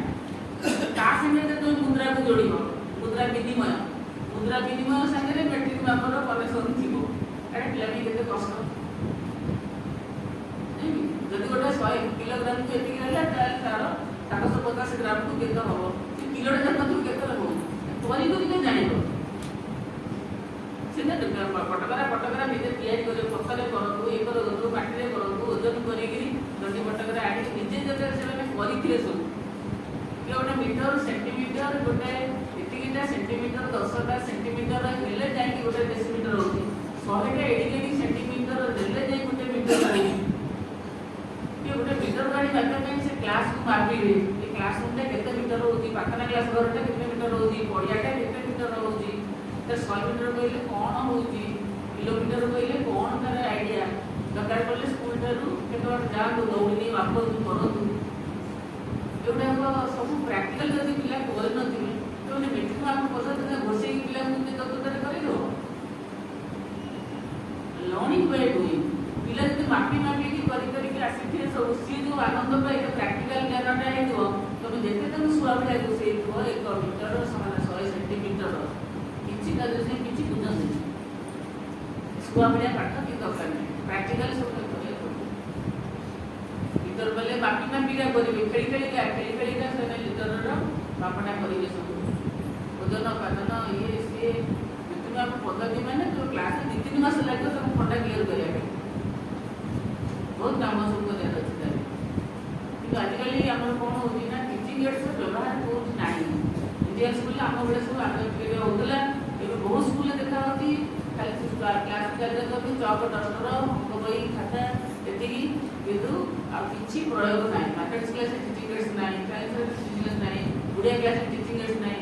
ବିଇଡି ସିଟି ହେଲେ ଟ୍ରେନିଂ କଲାବେଳକୁ ଗୁଡ଼ାଏ ସବୁ ପରୀକ୍ଷା ପାଇଁ କ'ଣ ହେଉଛି ଆମର କ'ଣ କରୁଥିବ ସବୁ ଟିଚିଂ ଏଡ୍ସ ତିଆରି କରୁଥିବ ନା ନେଇଯିବ ଖାଲି କ୍ଲାସରେ ଦେଖିବା ପାଇଁ, ଏକ୍ସଟର୍ନାଲ ଇଣ୍ଟରନାଲ ଦେଖିବ, ନମ୍ବର ଦେବେ, ସେଇଥିପାଇଁ ପାଠ ପଢ଼ୁଥିଲା। କିନ୍ତୁ ପ୍ରତ୍ୟେକ କ୍ଲାସରେ ଟିଚିଂ ଏଡ୍ସର ବ୍ୟବହାର ନହେଲେ କରିବ। ଯଦି ଶିକ୍ଷାକୁ ଯଦି ଆନନ୍ଦମୟ ଶିକ୍ଷା କରିବ କ'ଣ କରିବ? ଶିକ୍ଷା ଆନନ୍ଦମୟ ଶିକ୍ଷା କେମିତି ହେବ? ପିଲା ଖେଳି କରିବ, ପିଲା କରି ଜାଣିବ, ଏବଂ ପିଲା ସ୍ୱାଧୀନତା ତାର ପାଉଥିବ, ଫ୍ରିଡମ୍ ତାର ଥିବ, ଏବଂ ତାରି ଭିତରେ ସେ କ'ଣ କରିବ ତାକୁ ସବୁ ଶିଖିବ। ତେଣୁ ସିଏ ବେଶ ମଜା ହେଉଥିବ ଆଉ ଅନୁଭୂତି କରିଯିବ। ଶିକ୍ଷା ଯେତେବେଳେ ହେଇଯିବ ସେତେବେଳେ ତାର ଆନନ୍ଦମୟ ଶିକ୍ଷା ହେବ। ଶିକ୍ଷାଟା ଯେତେବେଳେ ଅନୁଭୂତି କରିଯିବ ହେଇଯିବ, ଏକ୍ସପେରିଏନ୍ସିଆଲ ଲର୍ଣ୍ଣିଂ ତାକୁ କହିବେ, ଏକ୍ସପେରିଏନ୍ସିଆଲ ଲର୍ଣ୍ଣିଂ, ଏକ୍ସପିରିଏନ୍ସ କରିବ ପିଲା।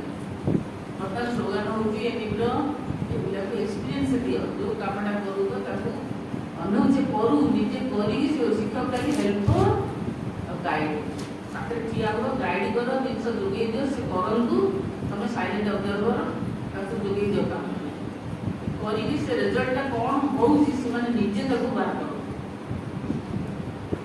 ଆଉ ଏସବୁ କାମ କରିବା ପାଇଁ ଆମେ କେହି ପ୍ରସ୍ତୁତ ନାହୁଁ। ଶିକ୍ଷା କେତେ ଆନନ୍ଦମୟ ହେବ?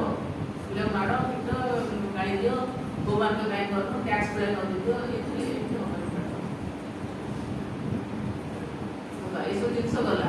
ବର୍ତ୍ତମାନ ଆମର କାମ ହେଉଛି ଏଇଟା ଗୋଟେ ଗଲା କ'ଣ ଲାଇଫ୍ ସ୍କିଲ୍ ଉପରେ ଗଲା। ଏଇଟା ଗୋଟେ ଆକାଡେମିକ୍ ସ୍କିଲ୍ ହେଲା, ଶୈକ୍ଷିକ ଦିଗଟା ତାର 3ଟା ଜିନିଷ କହିଥିଲି। କ'ଣ କ'ଣ ଶୈକ୍ଷିକ ଦିଗରେ?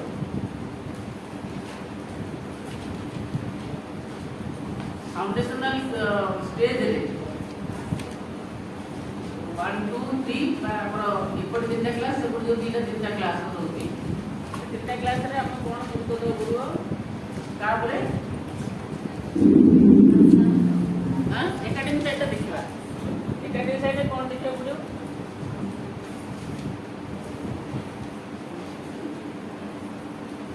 पता ना एनडीपी रे गोटे आसी कोन FLN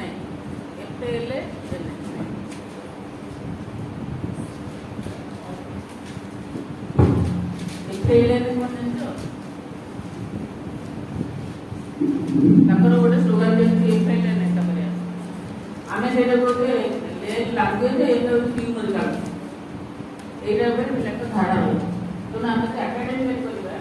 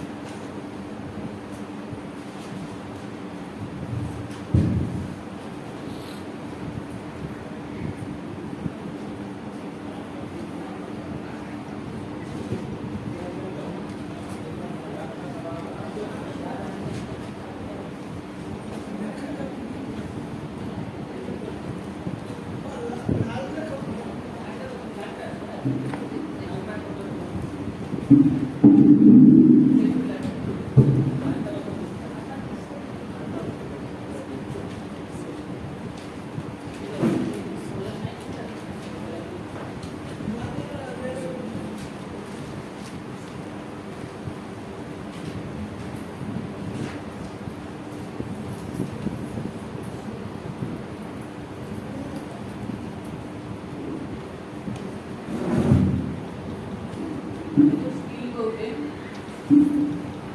नीड स्किल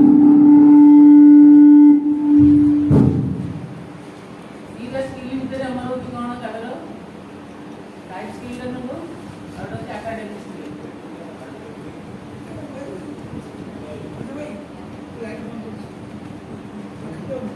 ହେଲା लाइट बंद कर दो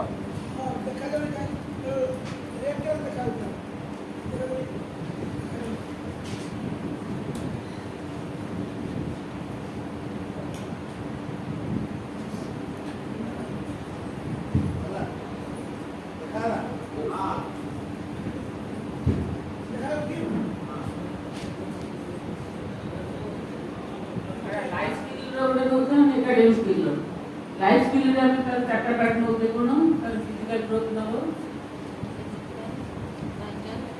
ତାପରେ ହଉଛି ଇମୋସନାଲ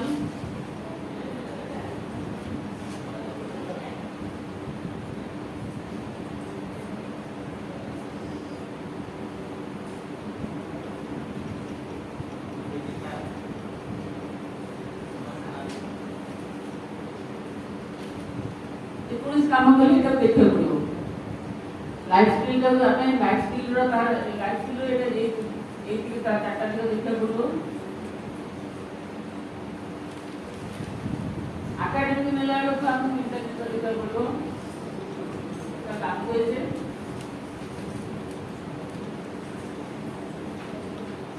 ନ୍ୟୁମରିକାଲ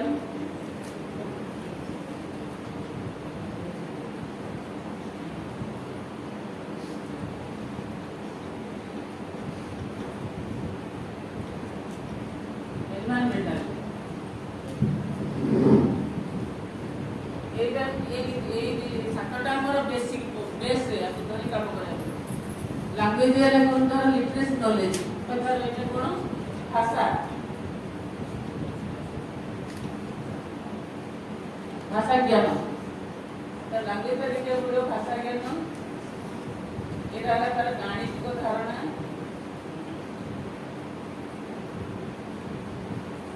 गाणितिक धारणा एटा हला कोन तर पारिपार्श्विक ज्ञान और परिवेश ज्ञान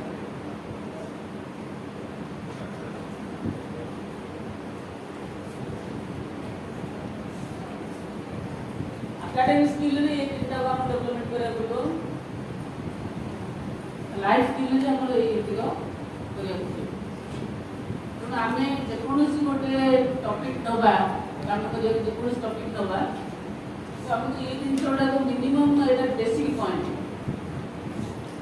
जो कामटा करेगी जेतरे पिलार शारीरिक विकास होती ने देखिबी तार आबे जोटा तो संतुलन तार होती नहीं गुडा तो तार डेवलपमेंट देखिबी এবং মনର ବିକାଶ ଦେଖିବି ତ ତାପରେ ତାର ଓପନିଂ ମାର୍କ କାର୍ଡ ସେଟର ହୋଇବ ତା ସହିତ ତାର ଭାଷା ଜ୍ଞାନ ଦକ୍ଷତା ଗାଣିତିକ ଧାରଣା କନସେପ୍ଟ ଗୁଡାକ ଏବଂ ତାର ପାରିପାର୍ଶ୍ୱିକ ପରିବେଶ ଜ୍ଞାନ ପରିବେଶ କହିଲେ ଏଇ ପଞ୍ଚଭୂତ ପରିବେଶ କହିଲେ ପଞ୍ଚଭୂତକୁ ନେଇକି ଆମ ପରିବେଶ ଏକଇ ନେତ୍ର ଯାହା ଚଉଦିଗର ଯାହା ଦେଖୁଥିଲେ ଚାରିପଟରେ ଏଟା ପ୍ରକୃତି ସବୁ ସୌନ୍ଦର୍ଯ୍ୟ ଭଗବାନ ତାଙ୍କ ସବୁ ସଜୀବ ନିର୍ଜୀବ ଜାତି पारिभाषिक ज्ञान ये पंचभूत मिसेक काम करते ତେଣୁ ଏଇ 7ଟା ବେସିକ୍ ପଏଣ୍ଟ ହେଲା କି ଆକୁ ଗୋଟେ ସାଇଡରେ ରଖିବ ଯୋଉ ବିଷୟଟା ନେଲ ଫୋକସ୍ କରିବ ଫୋକସ୍ ମାନେ ପଶୁ ଉପରେ ନେଲ ପଶୁକୁ ନେଇ ଫୋକସ୍ କରିବ ଧରାଯାଉ ପଶୁ ଉପରେ ଗୋଟେ କାମ କରୁଛ କି ଫୁଲ ଉପରେ ଫୋକସ୍ କରୁଛ ଗୋଟା ଫୁଲ ଉପରେ ଦେଖ ଫୋକସ୍ କରୁଛ ଆଉ ଗୋଟେ ଜିନିଷ ହବ ଜେନେରାଲ ସ୍କିଲ୍ଟା କ'ଣ ଡେଭଲପମେଣ୍ଟ କରିବ ଜେନେରାଲ ସ୍କିଲ୍ তুমি ଆଉ ଗୋଟେ ପଏଣ୍ଟ ଆମେ ଆଣିପାରିବା ତାହେଲେ ଜେନେରାଲ କ'ଣ କ'ଣ ହବ ତାର তুমি ଦେଖିବ ତାର ତିନିଟା ବିଭକ୍ତ କରିବ ତାର ଲାଇଫ୍ ସ୍କିଲ୍ କ'ଣ ଡେଭଲପମେଣ୍ଟ ହବ ତାର ଆକାଡେମିକ୍ ସ୍କିଲ୍ କ'ଣ ଡେଭଲପମେଣ୍ଟ ହବ ଆଉ ତାର ସାଧାରଣ ଦକ୍ଷତା କ'ଣ କ'ଣ ବଢ଼ିବ ବୋଲି ଆଶା କରାଯିବ ଦେଖ ଗୋଟେ ଫୁଲ ବିଷୟ ଥିବ ଦେଖ ଫୁଲକୁ ନେଇ କିଛି କାମ ହେଇକି ଫୁଲ କି ଫଳ କି ପଶୁ ପକ୍ଷୀ କି ଶରୀର ଯୋଉ ତିନିଟା କରୁଥିଲ ତମେ ଆଜି ଦେଖେଇଲ ତା ଭିତରେ ଯେକୌଣସି ଗୋଟେ ଜିନିଷ ଦେଖିକି କୁହ এই 7টা জিনিস তার মুখ্য হাইলাইট করা হয়েছে পশু নিয়ে ধরো পশু কি কপি করে দেয় এগুলো পশুর কোন যায় পশু পক্ষী মিশিয়ে দেয় তুমি কেবল পশুর ବି କରିପାରିବ କେବଳ ପକ୍ଷୀର ବି କରିପାରିବ ତେଣୁ ଆମେ ଅଳ୍ପ ଜିନିଷରେ ବହୁତ ଜିନିଷ ଦେବାକୁ ଚାହୁଁଛୁ ତାର ଡବଲ ଡବଲ କରିଦେଇଛୁ ନହେଲେ ଅଲଗା ଅଲଗା ବି କରିପାରିବ ଯାହା ପଶୁ ପକ୍ଷୀ ଆମେ ଦେଲେ ପଶୁ ପକ୍ଷୀ ଦେଲେ ବି ଆମର ଗୋଟେ ଏଇ ଜିନିଷ ପଶୁ ପକ୍ଷୀ ନେଇ ଗୋଟେ ଧର ପଶୁକୁ ନେଇ ତାର ଫିଜିକାଲ ଆକ୍ଟିଭିଟି କ'ଣ କରିବାକୁ କହିଲ ବିଭିନ୍ନ ପଶୁ କେମିତି ଚାଲନ୍ତି ଖାଲି କେବଳ ଦୌଡ଼ିବା କରିବା ଅପେକ୍ଷା ପଶୁ ପକ୍ଷୀ ମାନଙ୍କର ବିଭିନ୍ନ ପ୍ରକାର ଉଡ଼ିବା ବିଭିନ୍ନ ପ୍ରକାର କାମ କରୁ କରୁ ତା ଶାରୀରିକ ଦକ୍ଷତା ସେଇଟାରେ ବଢ଼ିବ ତୁମେ କିନ୍ତୁ ଲକ୍ଷ୍ୟ ରଖିଛ କ'ଣ ବିଭିନ୍ନ ପଶୁ ମାନଙ୍କର ଚାଲି ତୁମେ କରଉଛ ପିଲାମାନେ କ'ଣ କରେ ଆଜିକାଲି ଖେଳେ କୁକୁର କେମିତି ଚାଲେ ଛୋଟା କୁକୁର କେମିତି ଚାଲେ ସେ ଗାଈ କେମିତି ଚାଲେ ଘୋଡ଼ା କେମିତି ନିଏ ସେ ଚାଲି ଖେଳି ତମେ ତାକୁ ନେଇଛ କ'ଣ ପଶୁମାନଙ୍କର କ'ଣ ଚାଲିବା ଉପରେ କେମିତି କରଉଛ ଆଡ଼େ ହଉଛି କ'ଣ ତାଙ୍କର ଖେଳ ଆଡ଼େ ଚାଲିଛି କ'ଣ ତାଙ୍କର ଫିଜିକାଲ ଡେଭଲପମେଣ୍ଟ ଯୋଉଟାକ ହଉଛି ଖାଲି ଗୋଟେ ପିଲାକୁ ଦିଅ ଗୋଟେ ପଶୁ ଭଳିଆ ଦିଅ ଖାଲି କହିବୁ ଚାଲ ଦୌଡ଼ିକି ଯା କହିବ ନାଇଁ ହାତ ଦିଟା ବେଡ଼ା ଭଳିଆ କରି ଚଢ଼େଇ ଭଳିଆ ଉଡ଼ିକା ଯା କୋଉଥିରେ ପିଲା ଆନନ୍ଦ ପାଇବ ଖାଲି ଦୌଡ଼ିକି ଯା ସେ କହିବ ନାଇଁ ତ ହାତ ଦିଟା ଗାଡ଼ି ବେଡ଼ା ଭଳିଆ ଚଢ଼େଇ ଭଳିଆ ଏମିତି ଉଡ଼ିକା ଯିବୁ ପିଲା କୋଉଟା ଭଲ ଲାଗେ କାଠ ଭଳିଆ ଦୌଡ଼ୁଥିବ ସେଇଟା ଭଲ ହାତ ଧରି ଦୌଡ଼ିଟା ଭଲ ହାତରେ ଆନନ୍ଦ ଲାଗିବନି ଆମ କ'ଣ ପଶୁ ପକ୍ଷୀଙ୍କର ଗୋଟେ ତାକୁ ଶିଖଉଛେ ତେଣୁ ଫିଜିକାଲ ଗ୍ରୋଥ ହବ ଇମୋସନାଲ ଗ୍ରୋଥ ଗୋଟେ ତାର କ'ଣ ହବ ଦିଆହେଇଛି କ'ଣ କରିବ ଇମୋସନାଲ ଗ୍ରୋଥ ଆଣିବା ପାଇଁ ପଶୁ ପକ୍ଷୀ କ'ଣ କରିବ ଗ୍ରୋଥ ନେଇକି ଇମୋସନାଲ ଗ୍ରୋଥ କ'ଣ ଆଗେ ଗୁଡ଼ା କେମିତି ସନ୍ତୁଳନ ହବ ପଶୁ ପକ୍ଷୀ ତାର ଇନ୍ଦ୍ରିୟ ଗୁଡ଼ା କ'ଣ ବିକାଶ ହବ କରିଥିଲ କିଛି ଗୁଡ଼ା ମଝି ଗୁଡ଼ା କିଛି କରୁଥିଲେ ମଝି ଫୁଟା ଆଇଡ଼ିଆ ଆଣିଥିଲେ ପଶୁ ନେଇ ତାର ଇନ୍ଦ୍ରିୟ ଗୁଡ଼ା ବିକାଶ ହବ ଆମର ଇମୋସନାଲ ଡେଭଲପମେଣ୍ଟର କାମ କ'ଣ ଜାଣିଛ ଇନ୍ଦ୍ରିୟ ମାନଙ୍କର ବିକାଶ ଆଉ ପ୍ରକୃତି ସ୍ୱଭାବର ପରିବର୍ତ୍ତନ ଯେତେବେଳେ ପିଲାଙ୍କର ପଶୁ ପ୍ରତି ଗୋଟେ ଆଲର୍ଜି ଥାଏ ପାଖକୁ ଯାଉନଥାଏ ଘରେ ଡରେଇ ଦେଇଥାନ୍ତି ଇଏ ରୋଗ ହବ ଇଏ ଅସନା ଏତେ କାମି ପକେଇବ ପିଲା ନା ଏମିତି ଭୟ କରିଦେଇଛନ୍ତି ଯେ ପିଲା ଦେଖ ପଶୁ ଯେକୌଣସି ଦେବେ ଦୂରେଇ ରହୁଛି ଘରେ ତାକୁ ଗାଇଡ଼ମେଣ୍ଟ କରିଦେଇଥାନ୍ତି ତାହେଲେ ନୁହଁ ଯେ ତାଙ୍କ ସାଙ୍ଗରେ ବହୁତ ମିଶିବ କିନ୍ତୁ ଏତେ କାହିଁ ତାଙ୍କର ଆଲର୍ଜି ସୃଷ୍ଟି କରିବ ଯେପଟେ ଭଗବାନ ଇଏ ଅଛି ନା ପାଖରେ ରହୁଛନ୍ତି କରୁଛି ଗାଈ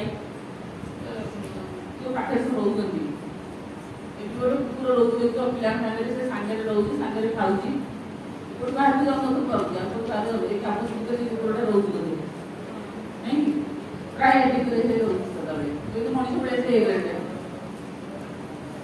ତାବେଳେ ନୁହଁ ଯେ ତାକୁ ପାଖରେ ସାଙ୍ଗରେ ସେ ଆମ ସାଙ୍ଗେ ରହୁଛି ମୁଁ ଏଇଟା ଥାଳିରେ ଖାଉଛି ଆମକୁ ଜଗିବାକୁ ପଡ଼ିବ ତାର ଗୋଟେ ବିଷାକ୍ତ ଅଛି କ'ଣ ଦେଖିବାକୁ ତା ପାଇଁ ମେଣ୍ଟାଲ ଗ୍ରୋଥ ତାର ହବ ତାକୁ ନେଇକି କେତେ କାମ ଗୁଡ଼ା ଆମେ କରିପାରିବା ପଶୁକୁ ନେଇକି ସେ ତୁଳନା କରିପାରୁଥିବ ପଶୁକୁ ନେଇକି ତାର ଏକାଗ୍ର ହେଇପାରୁଥିବ ପଶୁ ଦେଖିଲା ପରେ ଅବଜର୍ଭ କରିକି ସେ କ'ଣ ତ ପର୍ଯ୍ୟବେକ୍ଷଣ କରି କରୁଛନ୍ତି ବିଭିନ୍ନ ପଶୁକୁ ବିଭିନ୍ନ ଦୃଷ୍ଟିକୋଣରୁ କ'ଣ ଚିନ୍ତା କରିପାରୁଛନ୍ତି ତାର ଏସବୁ ଦକ୍ଷତା ବଢ଼ୁଥିବ ଏବଂ ପଶୁକୁ ନେଇ ତା ଭିତରେ ଭଗବାନ ଅଛନ୍ତି ତା ଭିତରେ ମା ଅଛନ୍ତି ମୋ ଭିତରେ ଅଛନ୍ତି ତାକୁ ସ୍ନେହ କରିବା ଆଦର କରିବା ଟେଣ୍ଡରନେସ୍ ତାଙ୍କ ପାଇଁ ତାଙ୍କର ସୁରକ୍ଷା ପ୍ରତି ଧ୍ୟାନ ଦେବା ଆଜିକାଲି ପଶୁ ପକ୍ଷୀକୁ ମାରି ଦେଉଛନ୍ତି ନାନା କାହାଣୀ ସେ ଜାଣିପାରିବ ମାରିକି ଯେଉଁ ଚମଡ଼ା କରିଦେଉଛନ୍ତି ବହୁତ ପଶୁ ପକ୍ଷୀ ନିଶ୍ଚିହ୍ନ ହେଇଯାଉଛନ୍ତି ଆଜିକାଲି ବହୁତ ପଶୁ ପକ୍ଷୀ ନା ସମୟ ଆସିବ କେତେଦିନ ପରେ ହାତୀ ଆଉ ନଥିବେ ହାତୀ ଆଉ ମଣିଷ ଭିତରେ ଯେଉଁ ସଂଘର୍ଷ ଚାଲିଛି ଆସ୍ତେ ଆସ୍ତେ ସହରୀକରଣ ହେଉଛି ଜଙ୍ଗଲ ସବୁ ପକା ହେଇଯାଉଛି ହାତୀମାନେ ବାଧ୍ୟ ହେଇକି ଜଙ୍ଗଲରୁ ପଳେଇ ଆସୁଛନ୍ତି ସଲ୍ଭ କରିକି ବହୁତ ଲୋକଙ୍କୁ ମାରୁଛନ୍ତି। ତାଙ୍କର ଏଇଟା ଭୁଲ ନୁହଁ। ତାଙ୍କ ପାଇଁ ହାବିଟେସନ୍ କମିଯାଉଛି। ତାଙ୍କର ଯେଉଁ ସହବାସ୍ଥାନ ବା ଯାହା ପରିବେଶ ତାଙ୍କ ବାସସ୍ଥାନ ଆଉ ନାହିଁ। ସେ କ'ଣ କରିବେ? କିଛି ଦିନ ପରେ ଆସିଲେ କେବଳ ଜୀବଟା ରହିବ, ଦେଖିବାକୁ ମିଳିବ କିଛି ଦିନ ପରେ। ଏଇଟା ଲୋକ କରିଦେଉଛି। ବାଘ ସଂଖ୍ୟା ସବୁ କମି ଆସୁଛି। ଆମେ ଯେଉଁ ବାଘମାନଙ୍କ କଥା କହୁଛେ ସେଇଟା ଚିତ୍ର କାହାଣୀରେ ଏମିତି ରହିବ, ବାକି ଦିନ ପରେ ସେମାନେ ସବୁ ନଥିବେ। କାରଣ ଆସ୍ତେ ଆସ୍ତେ ମଣିଷ ସମାଜ ବ୍ୟାପି ଯାଉଛି, ସେସବୁ ଶେଷ ହେଇଯାଉଛି। ତେଣୁ ଏସବୁ ଜିନିଷ ବହୁତ କାହାଣୀ ମାଧ୍ୟମରେ ତାକୁ ଆଣିବାକୁ ପଡ଼ିବ, ଯେମିତି ଏଇ କଥା ହେଉଛି। ତାକୁ ନେଇ ପଶୁକୁ ନେଇ ଭାଷା, ତା ବିଷୟରେ କହିବେ, ତା ବିଷୟରେ ସେମାନେ କରିବେ, ତାଙ୍କ ବିଷୟରେ ସେମାନେ ଶବ୍ଦ ସହିତ ଆକ୍ୱେଣ୍ଟେଡ୍ ହେଉଥିବେ। ତାକୁ ନେଇକି ଲାଙ୍ଗୁଏଜ କାମ ଚାଲିବ।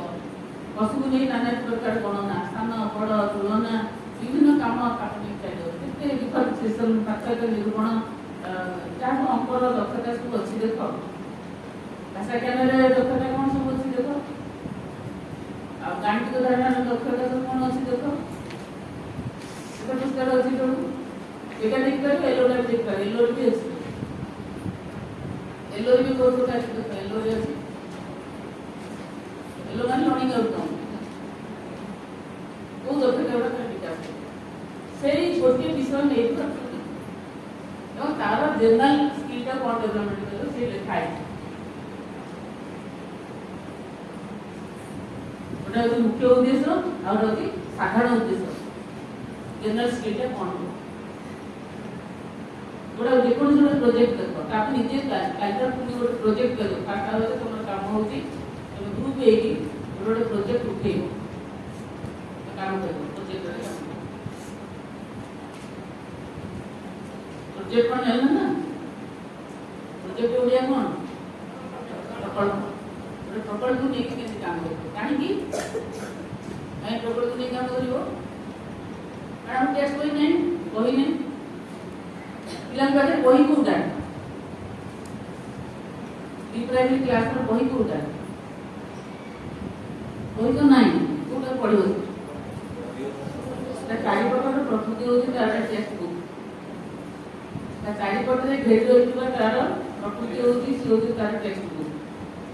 ତା ଚାରିପଟରେ କ'ଣ ଘେରି ରହିଛି? ଆକାଶ। ଆଖି ଖୋଲିଲେ ସେ କ'ଣ ଦେଖୁଛି? ଆଖି ଖୋଲିଲେ ବାହାରେ ଦେଖିଲେ ଚାରିପଟେ କ'ଣ ଦେଖୁଛି? ଗଛ ଦେଖିଲା, ଗଛ କାମି ଗୋଟେ ଟେକ୍ସଟ ବୁକ୍। ଫୁଲ ଦେଖୁଛି, ପ୍ରଜାପତି ଦେଖୁଛି, ଚଢ଼େଇ ଦେଖୁଛି, ଆକାଶ ଦେଖୁଛି, ମାଟି ଦେଖୁଛି, ପାଣି ଦେଖୁଛି। ଏଗୁଡ଼ା ସବୁ ହେଉଛି ତାର ପାଠ ପୁସ୍ତକର ଗୋଟେ ଗୋଟେ ଚାପ୍ଟର। ଆମ ଗୋଟେ ବହିର କ'ଣ ଥାଏ? କେତେଟା ଅଧ୍ୟାୟ ଥାଏ? 10ଟା କି 12ଟା ୟୁନିଟ୍ ଥାଏ। ତାକୁ ଆମେ ଡେଭଲପ୍ ପଢ଼ୁ, ତାକୁ ସ୍କିମ୍ କରୁ। ଗୋଟେ ସିଲାବସ୍ ଥିବ, ତାପରେ ତାକୁ ଆମେ ମନ୍ଥଲି ସ୍କିମ୍ କରୁ। ମନ୍ଥଲି ସ୍କିମ୍ କରି ତା ଲେସନ୍ ପ୍ଲାନ୍ କରୁଛ, ପ୍ଲାନିଂ କରୁଛ, କେମିତି ପଢ଼ୁଛ? ସ୍କୁଲର ଲେସନ୍ ପ୍ଲାନ୍ ଅଛି ତ, ସ୍କିମ୍ ଅଛି ତ? ସ୍କିମ୍, ଲେସନ୍ ପ୍ଲାନ୍, ସିଲାବସ୍ ଥିବ ତ? ଏ ପ୍ଲାନ୍ ସିଲାବସ୍ଟା କ'ଣ? ଦ ନେଚର୍ ଆରାଉଣ୍ଡ ଅସ୍। ଚାରିପଟେ ଥିବା ପ୍ରକୃତି ବା ତାକୁ ହିଁ ସେ କାମ କରେ। ସେଇଥିପାଇଁ ତାର ଗୋଟେ ଦିଆଯାଇଛି, ତାର ସିଲାବସ୍ ଆମେ ଦେଇଛୁ। ତାର ନର୍ସିଂର ସିଲାବସ୍ଟା କ'ଣ ହେବ, ଆଉ ତାପରେ ଏଲ୍କେଜିର ସିଲାବସ୍ କ'ଣ ହେବ, ଆଉ ୟୁକେଜି ବା ତା ଉପର କ୍ଲାସ୍ର ସିଲାବସ୍ଟା କ'ଣ ହେବ, ମାନେ କ'ଣ ପଢ଼ିବେ। ତମେ ନିଜେ ସିଲାବସ୍ ତିଆରି କରିପାରିବ। ତମର ପରିବେଶକୁ ଦେଖିକିରି ତମେ ଯେଉଁ ଏରିଆରେ ରହୁଛ, ତମ ଅଞ୍ଚଳରେ କେଉଁ କେଉଁ ଜିନିଷ ଗୁଡ଼ା ଆଭେଲେବୁଲ୍, କେଉଁ ସମୟରେ କ'ଣ, ଆଉ ଦେଖିକି ତମେ ନିଜେ ଗୋଟେ ସିଲାବସ୍ ବି କରିପାରିବ। ବହିଟା ଗାଇଡ଼ଲାଇନ୍। ପ୍ରତ୍ୟେକ ଟିଚର ତାର ପିଲାଙ୍କ ପାଇଁ ସେ ସିଲାବସ୍ ତିଆରି କରିବ। କଷକ କେଉଁ ପିଲାଙ୍କ ପାଇଁ? ନର୍ସରୀ ପିଲାଙ୍କ ପାଇଁ, କେଜି ପିଲାଙ୍କ ପାଇଁ, ଇଂଲିଶ ପିଲାଙ୍କ ପାଇଁ। ଷ୍ଟାଣ୍ଡାର୍ଡ 1କୁ ଆସିଗଲା ବେଳକୁ ତମକୁ ଗୋଟେ ନିର୍ଦ୍ଦିଷ୍ଟ ବହି ଦିଆହେଇଛି। ସେ ବହିଟା ନାଁକୁ ମାତ୍ର ଗୋଟେ ଟପିକ୍ ଦିଆହେଇଛି, କିନ୍ତୁ ଏଇସବୁ ଜିନିଷକୁ ନେଇକି ତାକୁ କରିବ। ଏଇଟା ହେଉଛି ୱିଥ୍ ବୁକ୍, ଏଇଟା ହେଲା ୱିଦାଉଟ୍ ବୁକ୍। ତାହେଲେ ବର୍ତ୍ତମାନ ପ୍ରି ପ୍ରାଇମେରୀର ଟେକ୍ସଟ ବୁକ୍ କୋଉଟା? ଚାରିପଟର ପୃଥିବୀ, ତାକୁ ଘେରି ରହିଥିବା ଚାରିପଟର ପୃଥିବୀ ହେଉଛି ତାର ଟେକ୍ସଟ ବୁକ୍। ତାକୁ ଯୁଆଡ଼ୁ ଟାଇମ୍ ତାକୁ ଭଲ ଲାଗୁଛି, ଯେକୌଣସି ଜିନିଷ ଗୋଟେ ଡ୍ର କରିବ। ସ୍କୁଲ ପିଲା ଆସୁ ଆସୁ ତାକୁ ମନେକର କ'ଣଟା ଭଲ ଲାଗିଲା, ଗୋଟେ ଗଛ କି ଫୁଲଟା କି ଚଢ଼େଇଟା କି କ'ଣ ଗୋଟେ ଯାନବାହନ କି କ'ଣ ଦେଖିକି ଦେବୁ। ଗୋଟେ ଗାଡ଼ି ଦେଖିକି କ'ଣ ଦେଖିକି ତା ବାପା ତା ନୂଆ ସ୍କୁଟି କିଣିଛନ୍ତି, ଇଲେକ୍ଟ୍ରିକ୍ ସ୍କୁଟି ଗୋଟେ କିଣିଛନ୍ତି, ସେ ସେଇ କଥାଟା ଆସି କହୁଛି। ବହୁତ ପିଲା ପିଲା କହୁଛି ଆମର ଏମିତି ଗାଡ଼ି ଯାଇଛି, ଏମିତି ହେଇଛି, ଶବ୍ଦ କିଛି ଗୋଟେ କହୁଛି। ସେଇଟା ବି ଆରମ୍ଭ କର। ଏଇଟା ଯଦି ତୁମର କ'ଣ ଜାଣିଲ ସେ କାହା ସହିତ କଥା କହୁଛି ଯାନବାହନ କଥା କହୁଛି ଯାନବାହନ ଗୋଟେ ଦିଆହେଇଛି ଗୋଟେ ଆଇଡ଼ିଆ ଦିଆହେଇଛି ଯାନବାହନକୁ ନେଇକି ତାର ଲେଖା ହେଉଛି ସେ ପିଲାଟା କହୁଛି 5 ଜଣ ପିଲାଙ୍କୁ ସେ ବିଷୟରେ ପାଇଁ କହୁଛି ସେ କହୁଛି ଆମର ଯୋଉଟା ଅଛି ମୋ ମା ବାପା କିଣିକି କ'ଣ କଥା ଚାଲିଥିବ ଚାଲିଲା ସେ ବର୍ତ୍ତମାନ ସେ ଦୁନିଆଟା ଚାଲିଛି ନାଇଁ କାଲି ଗୋଟେ ଯାନବାହନ ନେଇକି ଗୋଟେ କାମ ଆରମ୍ଭ ହେଲା ପିଲାକୁ ସେଥିରେ ଇଣ୍ଟରେଷ୍ଟ ଚାଲିଛି ସେ ଯାନବାହନର ସାଉଣ୍ଡ କ'ଣ ଯାନବାହନ କିଏ ଚାଲେ ଆକାଶରେ କିଏ ଚାଲେ ସ୍ଥଳରେ କ'ଣ ଚାଲେ ଜଳରେ କ'ଣ ଚାଲେ ଆକାଶରେ କ'ଣ ଚାଲେ ବିଭାଗ ହେଇଗଲ ନାଇଁ ପାଣିରେ ବି ଯାଉଛି ସବୁ ଚକ କରିବାକୁ ଆରମ୍ଭ କଲ ଆଗରୁ କେମିତି ଯାନବାହନ ସବୁ ଥିଲା କୁଆଡ଼େ କୁଆଡ଼େ କୁଆଡ଼େ ଲମ୍ବିଯିବ ତ କାହାଣୀ ତୁମର ସେଇଥିରେ ସ୍ପିରିଚୁଆଲ ଜିନିଷ ତା ଦେହରେ ଇଏ ସବୁ ଜିନିଷ ସେଥିରେ ଆସେ ଯାନବାହନକୁ ନେଇକି ପୂଜା ବି କରାଯାଉଛି ନାଇଁ ଯାନବାହନ ପୂଜା ହେଉଛି ଗୋଟେ ସମୟରେ କାହିଁକି ଗାଡ଼ିଟା କିଣା ହେଲେ ପୂଜା ହେଉଛି ଭାରତର ସବୁ ଜିନିଷ ଭିତରେ ଗୋଟେ ଆଧ୍ୟାତ୍ମିକତା ଲୁଚିକି ରହିଛି ଘରେ ଗାଡ଼ିଟେ କିଣା ହେଲେ ପୂଜା ହେଉଛି ପୂଜା ସାଙ୍ଗରେ ଗାଡ଼ିର କ'ଣ ସମ୍ଭବ ଘରେ ଆମର ସବୁ ଏମିତି କାମ ହେଉଛି ଆମର ହିନ୍ଦୁ କଲଚର ଏମିତିଆ ସବୁ କଥାରେ ଭଗବାନଙ୍କୁ ମିଶା ହେଇକି କାମ କରାଯାଏ ଆଧ୍ୟାତ୍ମିକତା ଆମ ସାଙ୍ଗରେ ଯୋଡ଼ି ହେଇକି ଅଛି ଯୋଉ ଗାଡ଼ି ଆସିଲେ ପୂଜା କାହିଁ କରିବେ ତାକୁ କାଠ ଶଙ୍ଖା ଦିଅ ସିନ୍ଦୁର ଦିଅ ଠାକୁରଙ୍କ ପାଖକୁ ନିଅ ଆଉ ଦକ୍ଷିଣରେ ଦେଖିବ ସେଠି ନେମୁ ନା କ'ଣ ଥାଏ ତାକୁ ନେମୁରେ ଚଢ଼େଇବେ ବିଭିନ୍ନ ପ୍ରକାର ସବୁ ଥାଏ ଲଙ୍କା ଲେମ୍ବୁ କେତେ କ'ଣ ସବୁ ଅଛି ଟ୍ରାଡ଼ିସନ୍ ସବୁ ଅଛି ତା ସାଙ୍ଗରେ ଗୋଟେ ଯାନବାହନ ସାଙ୍ଗରେ ଆଧ୍ୟାତ୍ମିକତା ପାଇଁ ଯୋଡ଼ିଥାନ୍ତି ଏଇଟା ଆମ ବ୍ଲଡ଼ରେ ଅଛି ଭାରତର ଆଧ୍ୟାତ୍ମିକତା ଭାରତୀୟ ମାନଙ୍କର ହୃଦୟରେ ଅଛି ଭାରତର ଆଧ୍ୟାତ୍ମିକତା ଭାରତର ମାଟି ପାଣି ପବନରେ ପୂରିକି ରହିଛି ସେଇଟା ପିଲାଙ୍କୁ ଶିଖିବାକୁ ପଡ଼ିବ ତେଣୁ ସେ ଆଧ୍ୟାତ୍ମିକ ଜିନିଷକୁ ଆମେ କେତେ ବେଶୀ ଏକ୍ସପ୍ଲୋର କରିବା ଆଉ ଏକ୍ସପୋଜ କରିବା ତା ଭିତରୁ ବାହାର କରିବା ପାଇଁ ତାକୁ ନେଇକି ଆଧ୍ୟାତ୍ମିକ ଶିକ୍ଷା ହେବ ତାକୁ ନେଇକି ତାଙ୍କର ମାନସିକ ଶିକ୍ଷା ହେବ ତାକୁ ନେଇକି ତାର ଗଣ୍ଠି ହେବ କେଉଁ ଗାଡ଼ି କେତେ ଚକ କ'ଣ ମିଶାଣ ଫେଡ଼ାଣ ରିକ୍ସା କ'ଣ ଅଟୋ କ'ଣ ବସ୍ କେମିତିଆ ଟ୍ରେନ୍ର କେତେ ଚକ କିଏ ଗଣିବ ଟ୍ରେନ୍ ତିଆରି କର କିଏ ଆସିଲେ କେମିତି ଆସିଲେ ଖୋଳ ଠାରୁ କଲଗେଟ୍ ଖୋଳ ଠାରୁ କେଉଁ ଜିନିଷ ତୁମର କାମରେ ନ ଲାଗିବ ଆଇସ୍କ୍ରିମ୍ ପାଇପ୍ ଠାରୁ ଆରମ୍ଭ କରି ସବୁ ଜିନିଷ ଯାନବାହନ ତିଆରି ଲାଗିଲା ବହୁ ଜିନିଷ ମଡେଲ ତିଆରି କରୁ କରୁ ତାଙ୍କର ହସ୍ତକର୍ମ ହେଉଥିବ ମାଟିରେ କରନ୍ତୁ କାଗଜରେ କରନ୍ତୁ ୱେଷ୍ଟ ମ୍ୟାଟେରିଆଲ କରନ୍ତୁ ୱାର୍କ ଏକ୍ସପିରିଏନ୍ସ ମାନେ ହସ୍ତକର୍ମ ବି ଚାଲୁଛି ତା ଦେହରେ ତାଙ୍କର ସଂଖ୍ୟାଜ୍ଞାନ ଗାଣିତିକ ଜ୍ଞାନ ଯାନବାହନକୁ ନେଇ ପୁରା ଚାଲିଥିବ ଯେଉଁ କାମ ତୁମର ମାସ ତୁମେ ଯେଉଁ କାମଟା କରୁଥିବ ତୁମ କ୍ଲାସ୍ ବାଟ ଦେଇକି ସେଥିରେ ଟିକେ ଚାଲିଯିବ ସେଇ ବାଟ ଦେଇକି ସେ ବାସ୍ନାରେ ଜାଣିପାରିବ ଯେ ଏଇ କାମଟା ହେଉଛି ତା ଘରେ ଯଦି ଗୋଟେ ରନ୍ଧା ହେଉଛି ଶୁଖୁଆ କି ଆଇଁଷ ରନ୍ଧା ହେଉଥିବ ସେ ବାଟ ଜାଣିଲେ ଆଗବେଲା ଯୋଉଟା ଯେ ଆଇଁଷ ରନ୍ଧା ହେଉଛି କ'ଣ କେମିତି ଜାଣିଲ ଘରକୁ ଯାଇନା ସେ ଘର ବାଟ ଚାଲିଲେ ବାସ୍ନାରେ କହିପାରୁଛ ତେଣୁ ତୁମେ ଯେଉଁ ଗୋଟେ କ୍ଲାସ୍ କରୁଛ ସେ କ୍ଲାସ୍ରେ ସେଇ ବାଟେ ପ୍ରିନ୍ସିପାଲ ଯାଆନ୍ତୁ କି ମ୍ୟାନେଜମେଣ୍ଟ ଲୋକ ଯାଆନ୍ତୁ ସେକ୍ରେଟାରୀ ଯାଆନ୍ତୁ କି ଯାଆନ୍ତୁ ସେ ଜାଣିପାରିବେ କି ତାଙ୍କ କ୍ଲାସ୍ରେ ଏଇ କାମଟା ଚାଲିବ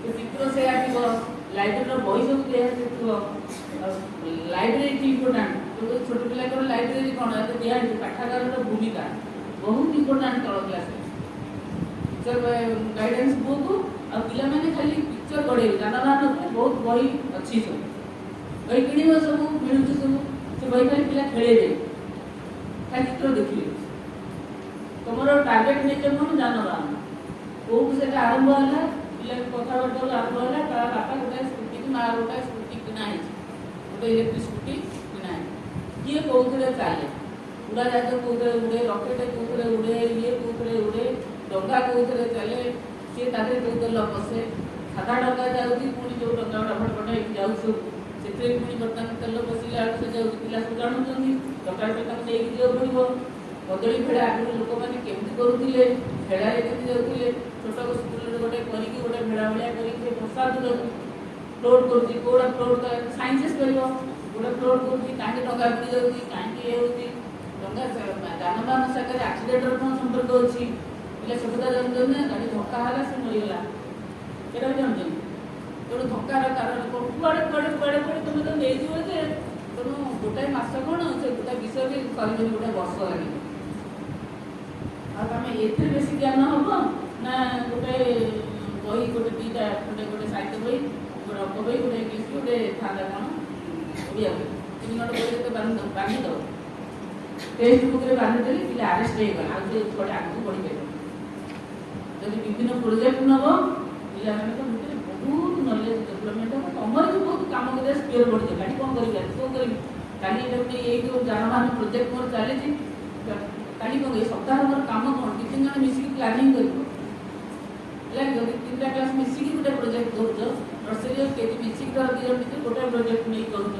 तो दिजन यूनिटी बाइले दिजन भितर थॉट एक्सचेंज करिवे खाली एटा कले होता सेटा कले होता काल क्लास रे एटा करिया से तक क्लास को तो हम क्लास को स्ट्रेंथ पाउनी गोटे काम करे स्ट्रेंथ पाउनी अन्य को सहायता न हो एमती बहुत काम करे तेणु तार साधारण लक्ष्य गुड़ा देख सब बही आरंभ से छुटे दिए तुम गोटे गीतटा बोलिला गोटे पिला आसिक बोलिले कि फुल फुटी आम माँ गीतटा बोलिकी फुलर मोटिवेशन आनिले कौटा करते थार्ड ग्रुपटा देते थार्ड ग्रुपटा प्रेजेंट कले आ गोटे मोटिवेशन देले मोटिवेशन तो बुझीपार ना फुल कथाटा उपस्थापन करने से गोटे गीतर साहय नहीं जो गीतटा को से बोलिले जो गीतटा बोला है पिला भी बोलिले से पिलार कौ स्किल एवं डेभलपमेंट है गोटे गीत खाली बोले देली नाचते नचाई देली पिला खुशी है मुझे खुशी है गला कि मोर टीचर चिंता करा दरकार ये गीतटा बोलेगा द्वारा पिलार कौ स्किल डेभलपमेंट है मुझे ये गीतटा कहीं बोलेबी यहाँ करने द्वारा पिलार बेनिफिट कौन है ना मोर गोटे खुशी मुझे बोलदेली पिला एनगेज रखीदेली 15 मिनट जाओ रही गए ये गीतटा बोलिया पचर मोर उद्देश्य कौन था और ये गीतटा नापी मो पिलार कौन कौन जिनसा आक्टिविटी स्किल गुड़ा कौन डेभलपमेंट कर अच्छा कहले गोटे कथा कहे गोटे टिकी फुल फुटी आम माँ से गीतटा बोलिले अच्छा पिलार कौन कौ स्किलटा डेभलपमेंट हम से बोलले पिला को बोलले तुम बोल पछरे बोल आम कौन करवा आनालीसीस करवा आनालीसीस करवा गोटे गीत बोले पिला नाच कले एक्शन है भला देख कौ उद्देश्य ये करूँ पिलार आगे कौ स्किलटा डेभलपमेंट है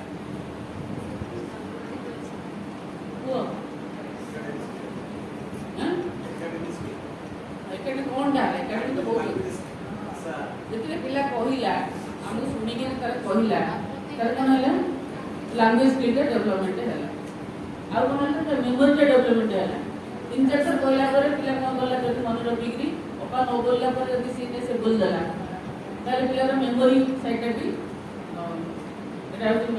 इंद्रिय मानसिक मनर मेमोरीटा डेभलपमेंट आउ कौन है शुणिला लिसनिंग का डेभलपमेंट है आउ कौन है कहला स्पीकिंग स्किलटा डेभलपमेंट है आउ कौन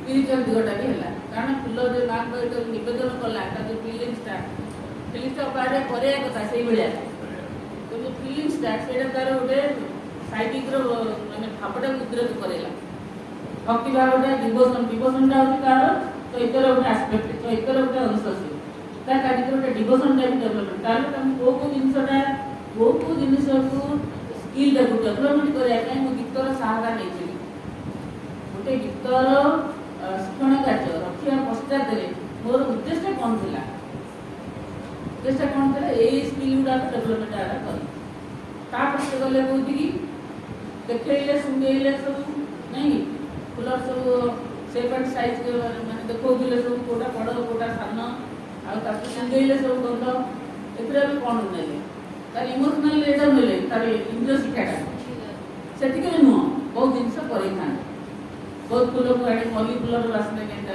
विभिन्न फूल को न देखिकी आखि बंद कर शुणिकी पिलार सेंसटा डेभलपमेंट कर मल्लीर बासना सुगंधराजर बासना चंपार बासना तेणु ये सब माध्यम पिलार कौन सेंस गुटा डेभलपमेंट हम एवं सेंस आउ गोटे दिग आस कलर गुड़ा आस दृश्य मान तापर सेप एंड साइज भितर आस किए बड़ किए सान मैथमेटिकल एरिया को आस तेणु तुम गोटे प्लानिंग कर जो मुझे नौ ये जो सुंदर करेगा विभिन्न फूलर कर स्किल गुड़ा डेभलपमेंट है सब जगह स्किल आसूँ तो है कि तार 7टा स्किल मोर डेभलपमेंट हो तो तेणु ये अनुसार तो प्लानिंग कर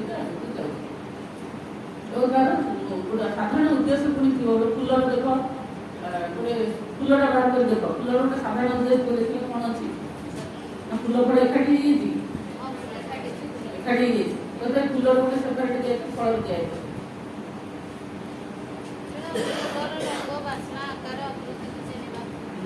ଗନ୍ଧ ବାସନା ଆକାର ଆକୃତି ସବୁ ଜାଣିବ। ତାପରେ ଫୁଲର ଆବଶ୍ୟକତା ଓ ଉପାଦେୟତା ବୁଝିବା। ହଁ ଏଇଟା କରିଥିଲି ତାଙ୍କର କୋଉ କାମରେ ସେଟା ଲାଗୁଛି ଆବଶ୍ୟକ। ତାପରେ ଫୁଲ ଦ୍ୱାରା ଇନ୍ଦ୍ରିୟ ଗୁଡ଼ିକର ବିକାଶ ଧରା ଇନ୍ଦ୍ରିୟ ବିକାଶ ହବ।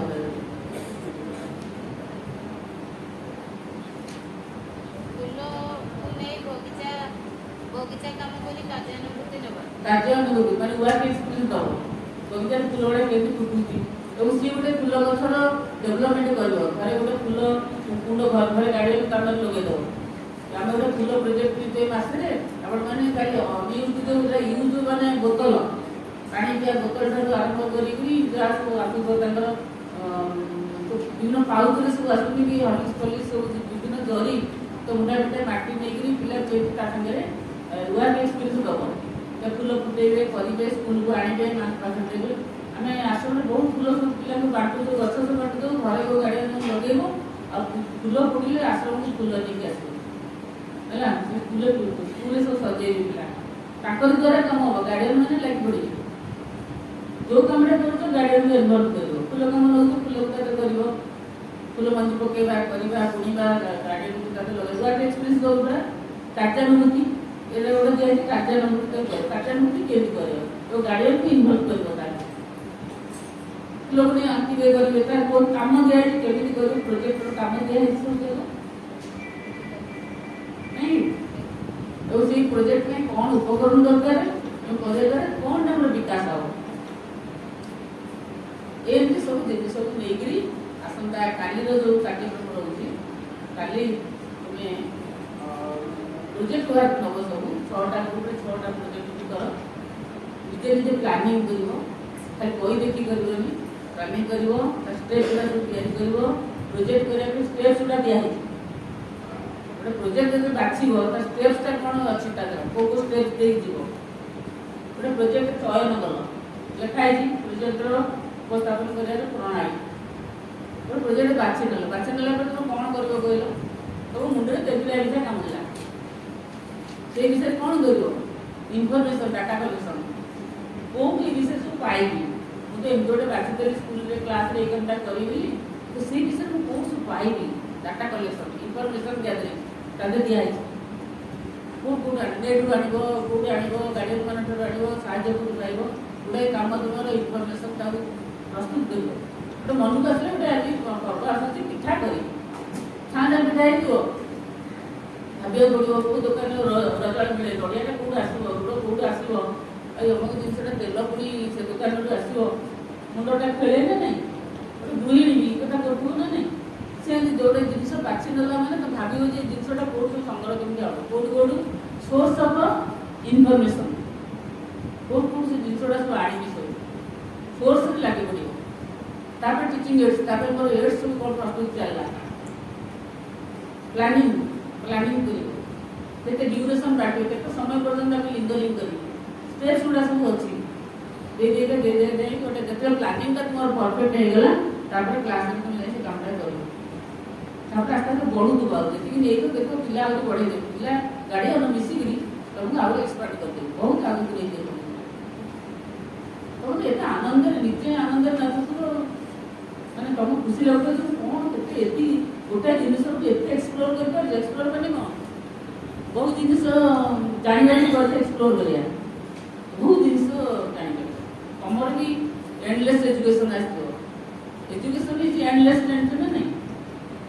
ଶିକ୍ଷାର କୋଉଠି ଗୋଟେ ପୂର୍ଣ୍ଣଛେଦ ନାହିଁ। ଏଇଠି ସରିଯିବ। ଏଣ୍ଡଲେସ୍ ଏଜୁକେସନ୍ର ଫିଲିଂସଟା ଆସିବ। ପ୍ରସ୍ତୁତ ବହି ଦେଖ ପଢ଼।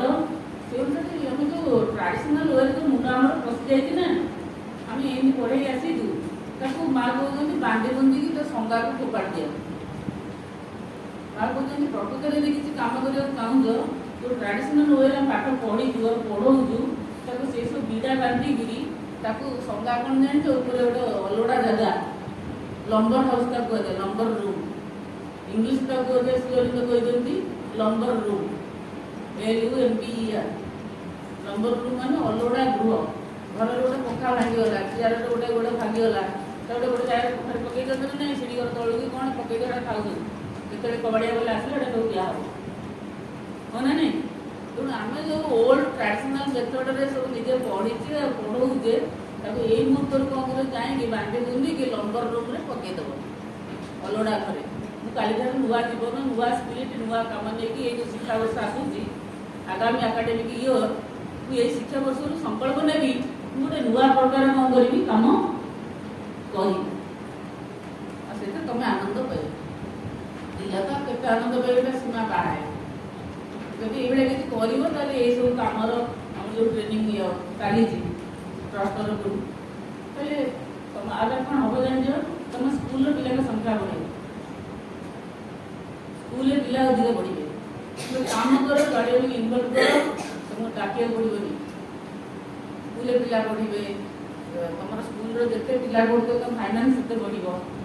ସ୍କୁଲର ଆମର ସ୍କୁଲଗୁଡ଼ା ସବୁ ଫେଡ଼ଅପ୍ ହେଇଯାଉଛନ୍ତି କାରଣ ସେଇ ଷ୍ଟେରିଓଟାଇପ୍ର ପାଠ ପଢ଼ା କିଛି ନାହିଁ। ଗାର୍ଡ଼ିଆନ ଦେଖୁଛନ୍ତି ଆଠାରୁ ବେଟର ଏଜୁକେସନ୍ ଅନ୍ୟାନ୍ୟ ପ୍ରାଇଭେଟ୍ ସ୍କୁଲ, ଅନ୍ୟାନ୍ୟ ସ୍କୁଲ ମାନଙ୍କରେ ବହୁତ ଦିଆହେଉଛି। ଆଉ ଗଭର୍ଣ୍ଣମେଣ୍ଟ ଆଉ ବିଭିନ୍ନ ପ୍ରକାର ସଂସ୍ଥା ପ୍ରୋତ୍ସାହନ ଦେବାରୁ ବହୁତ ପିଲା ଯାଉଛନ୍ତି। କିନ୍ତୁ ଆମେ ସବୁ ଏମିତି କିଛି କାମ ଯଦି ଇନୋଭେଟିଭ୍ କାମ କରିବା ଅଟୋମେଟିକାଲି ତାର ଆମର ସିନ୍ସିୟରିଟିର କିଛି ମୂଲ୍ୟ ନାହିଁ। ମା କ'ଣ ଦେବେନି? ଆମେ ଯଦି ପୁରା ନିଷ୍ଠାପର ଆନ୍ତରିକତା ସହିତ ଗୋଟେ କାମ କରୁଥିବା ମା କ'ଣ ଏତେ ନିଷ୍ଠୁର ରହିଛନ୍ତି? ଆମେ ଯଦି ପାଟେ ଯିବା ଏ କାମରେ ମା 100 ପାଦ ଆସିବେ। ଭରସା ରଖ। ତୁମେ ଗୋଟେ ସାହସ ନେଇକି ବାନ୍ଧିକି ଯଦି କାମ କର, ଯଦି ପାଟେ ସେ ବାଟରେ ଯିବ ମା ତମ ପାଖକୁ 100 ପାଦ ଆସିବେ। ମା କହନ୍ତୁ କାମ ଆରମ୍ଭ କର, ମୁଁ ତାଙ୍କ ସାଙ୍ଗରେ ଅଛି। ପ୍ରେରଣା ସବୁ ମାଙ୍କ ଠାରୁ ପାଇବ। ମା ମୁଁ ଏଇ କାମଟା କରିବାକୁ ଯାଉଛି, ମୋତେ ତୁମେ ସହାୟ ହବ। ଏଇ ପ୍ରୋଜେକ୍ଟ ନେଇଛି, ଏଇ କାମଟା କରିବି, ମୋତେ ତୁମେ କୃପା ନ କଲେ ମୁଁ କିଛି କରିପାରିବିନି। ମୋତେ ତୁମେ ଆଇଡ଼ିଆ ଦିଅ। Be in my sleep in my thought. ମୋ ଚିନ୍ତା ଭିତରେ ତୁମେ ଆସ। ମୋ କଣ୍ଠ ଭିତରେ ପିଲାଙ୍କୁ କ'ଣ କହିବି? ବି ଇନ୍ ମାଇ ସ୍ପିଚ୍, ମୋ be in my throat and be in my speech. ମୋ ଥ୍ରୋଟ୍ ଭିତରେ, ମୋ କଣ୍ଠ ଭିତରେ ତୁମେ ଆସ, ମୋ ସ୍ପିଚ୍ ଭିତରେ ତୁମେ ଆସ। ସବୁବେଳେ ତାଙ୍କୁ ମିଶେଇକି ଚାଲ, ତାପରେ ତୁମେ ଦକ୍ଷ ହେଇଯାଅ। You will be skilled. You will be a skilled teacher, competent teacher. ତମେ ତ ଅଲୋଡ଼ା ଟିଚର ହେଇକି ରହିବନି। ସୁତା ମୁହଁ ଏମିତି ଘୋଷାରି ହେଇକି ଚାଲୁଛ ଆସିବା ସ୍ପିରିଟେଡ୍। ସ୍କିଲ୍ ଟିଚର କହିଲେ ଆମକୁ ନିଜକୁ ଗ୍ରୋ କରିବାକୁ ପଡ଼ିବ।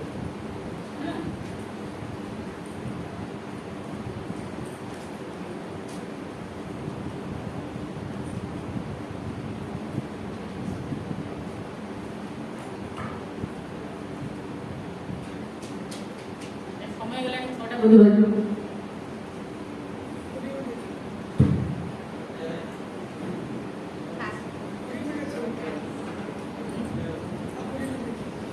ଏଇଟା ସବୁ ୱାନ୍ ସାଇଡେଡ୍ ହେଇଯାଉଛି। ମୁଁ କହିଲି ବହୁତ ଗପୁଛି କହିଲି ଗୋଟା ପୁରା ହେଇଛି ବହୁତ କଥା ଜାଣିଛୁ ତ ଖାଲି ଗପୁଛି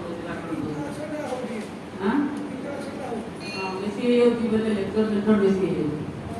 ତମଠୁ ବେଶୀ କାମ ହଉଛି, ମୁଁ କରିପାରୁନି କିଛି। କୁହ କ'ଣ ତମଠୁ କିଛି କୁହ। ଖାଲି ୱାନ୍ ସାଇଡେଡ୍ ବେଶୀ ହେଇଗଲା। ମୁଁ ଯୋଉଟା କହୁଛି କରିବାକୁ କହୁଛି ମୁଁ ଅପୋଜିଟ୍ କାମ କରୁଛି। ନାଇଁ ଟିଚର ବେଶୀ କାମ କରିବନି, ଆକ୍ଟିଭ ହବନି। ଯୋଉଟା ପାର୍ଟିସିପାଣ୍ଟ ସେ ବେଶୀ ଆକ୍ଟିଭ ହେବେ। ମୁଁ କହୁଛି ବେଶୀ ଆକ୍ଟିଭ ହଉଛି, ତମକୁ ଡର କରି କହୁଛି। ହଁ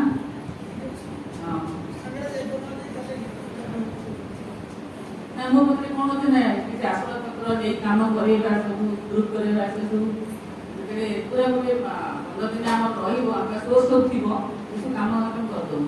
ଲର୍ଣ୍ଣିଂ ବାଇ ଡୁଇଂ ସବୁ ଜାଣ ସେଇଟା କରିବ, ପ୍ରୋଜେକ୍ଟ ୱାର୍କରେ କରିବ। କିନ୍ତୁ ତା ପୂର୍ବରୁ ତୁମେ ବେସିକ୍ ନଲେଜଟା ନ ଜାଣିଥିଲେ ତୁମେ ପ୍ରୋଜେକ୍ଟ ୱାର୍କ କରିପାରିବନି। ତେଣୁ ପ୍ରୋଜେକ୍ଟକୁ ଯିବା ପାଇଁକି ପ୍ରୋଜେକ୍ଟ କ'ଣ ଲେଖା ହେଇଛି, ପ୍ରକଳ୍ପ ପଦ୍ଧତି କ'ଣ, କାହିଁକି କରିବା, କିପରି କରିବା ଲେଖା ହେଇଛି। ପ୍ରୋଜେକ୍ଟ ମେଥଡ଼ କ'ଣ, କେତେ ମେଥଡ଼ ଅଛି। ମଣ୍ଟେସରି ଗୋଟେ ମେଥଡ଼ କହିଛନ୍ତି, ପ୍ଲେୟର ମେଥଡ଼, ଡାଲ୍ଟନଙ୍କ ମେଥଡ଼। ଆମେ ଯେଉଁମାନେ ବେଡ୍ ସେଟ୍ ସବୁ କରିଥିବା, ରୁସୋଙ୍କର ମେଥଡ଼, ପ୍ରକୃତି କିପରି ଯାଉ, ରୁସୋଙ୍କର ସ୍ଲୋଗାନ ଥିଲା ନାଇଁ। ତେଣୁ ବିଭିନ୍ନ ଏଜୁକେସନିଷ୍ଟ ମାନେ ବିଭିନ୍ନ ମେଥଡ଼ ସବୁ ଦେଇଛନ୍ତି। କିନ୍ତୁ ମଣ୍ଟେସରିଙ୍କର ହେଉଛି ପ୍ଲେୟର ମେଥଡ଼, ଆମେ ସେଇ ମେଥଡ଼ଟା ବେଶୀ ନେଉଛୁ। ଡାଲ୍ଟନଙ୍କ ମେଥଡ଼ ଥିଲା ପ୍ରୋଜେକ୍ଟ ମେଥଡ଼, ଆସାଇନମେଣ୍ଟ, ସେ ଗୋଟେ ମେଥଡ଼। ବହୁତ ଏଜୁକେସନିଷ୍ଟ ମାନେ ଗୋଟେ ମେଥଡ଼ ସବୁ ବାହାର କରୁଛନ୍ତି। ତେଣୁ ପ୍ରୋଜେକ୍ଟ ମେଥଡ଼ ହେଉଛି ସେଇ ଗୋଟେ ମେଥଡ଼ ଯାହା ଭିତରେ ଆମେ କ'ଣ କରିବା, ସବୁ ଜିନିଷକୁ ଇଣ୍ଟିଗ୍ରେଟେଡ୍ କରିବା। କୁହ ତମର କ'ଣ ପ୍ରଶ୍ନ ଅଛି କୁହ।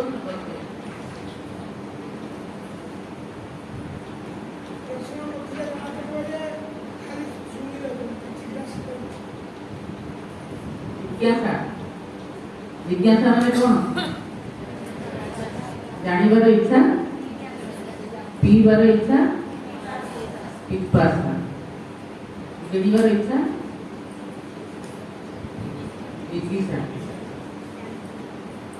और जिज्ञासा कौन को जानिबार इच्छा कौन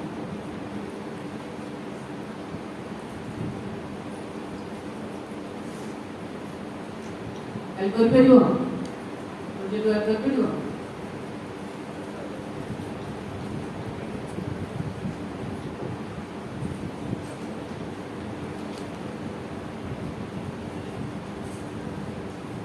तुम प्रश्न भी करू ना एटा हेई परिबो हां नाई पंचिजु मरिजु अधा मरा अधा दिया अच्छु परिवार मो भीतर भरोसा आसुनी हमको किसी करी हम पुरातन बुढ़ा को छाड़ी नुआ बाटे चली पार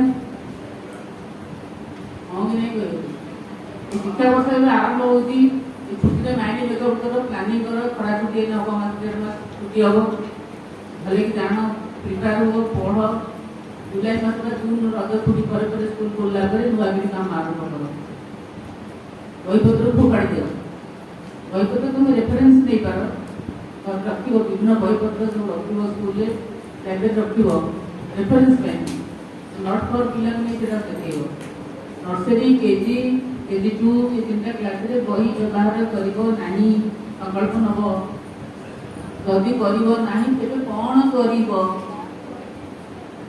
ता विकल्प कोन विकल्पटा ठीक करके एटा करिवो नै करनो एटा करिवो सेटा करिवो न पिला को एटा गाडिया खाइबो स्कूल रु बेटा उठी दिबो गाडिया न कबे चा मैनेजमेंट करबा ये कोन बोलते मास्टर ओई बडो न काम करू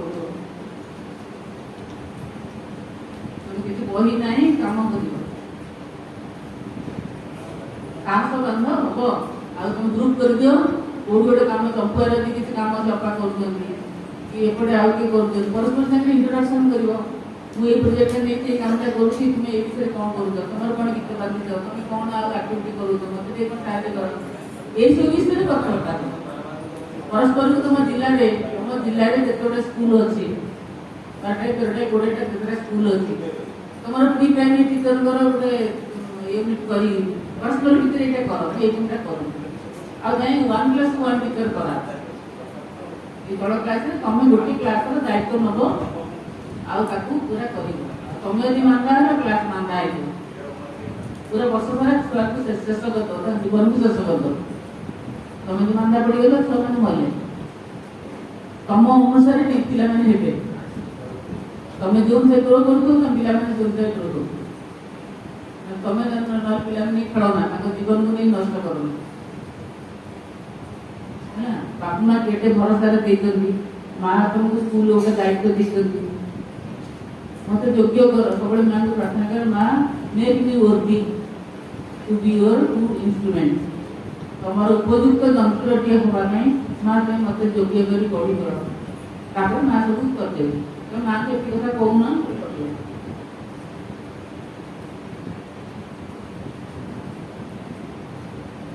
अब कहूना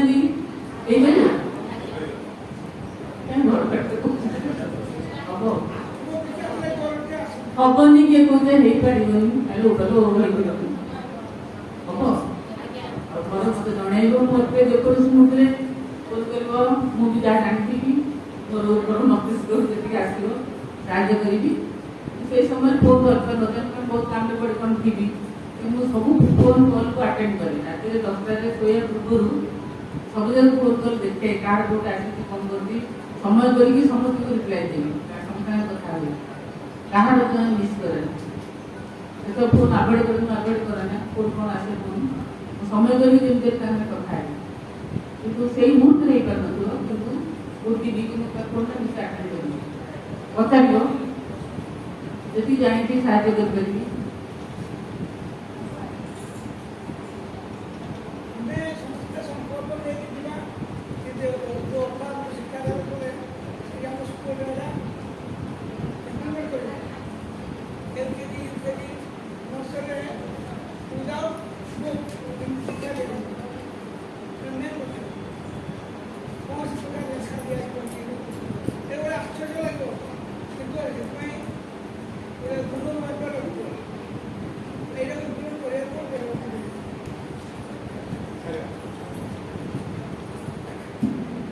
ବର୍ତ୍ତମାନ ଆମେ ଏହି କାର୍ଯ୍ୟକ୍ରମକୁ ମାଧ୍ୟମ କରି ନିବେଦନ କରିବା। ଗୋଟେ ମିନିଟ ମାଧ୍ୟମ ସହିତ ନିବେଦନ କରିବା।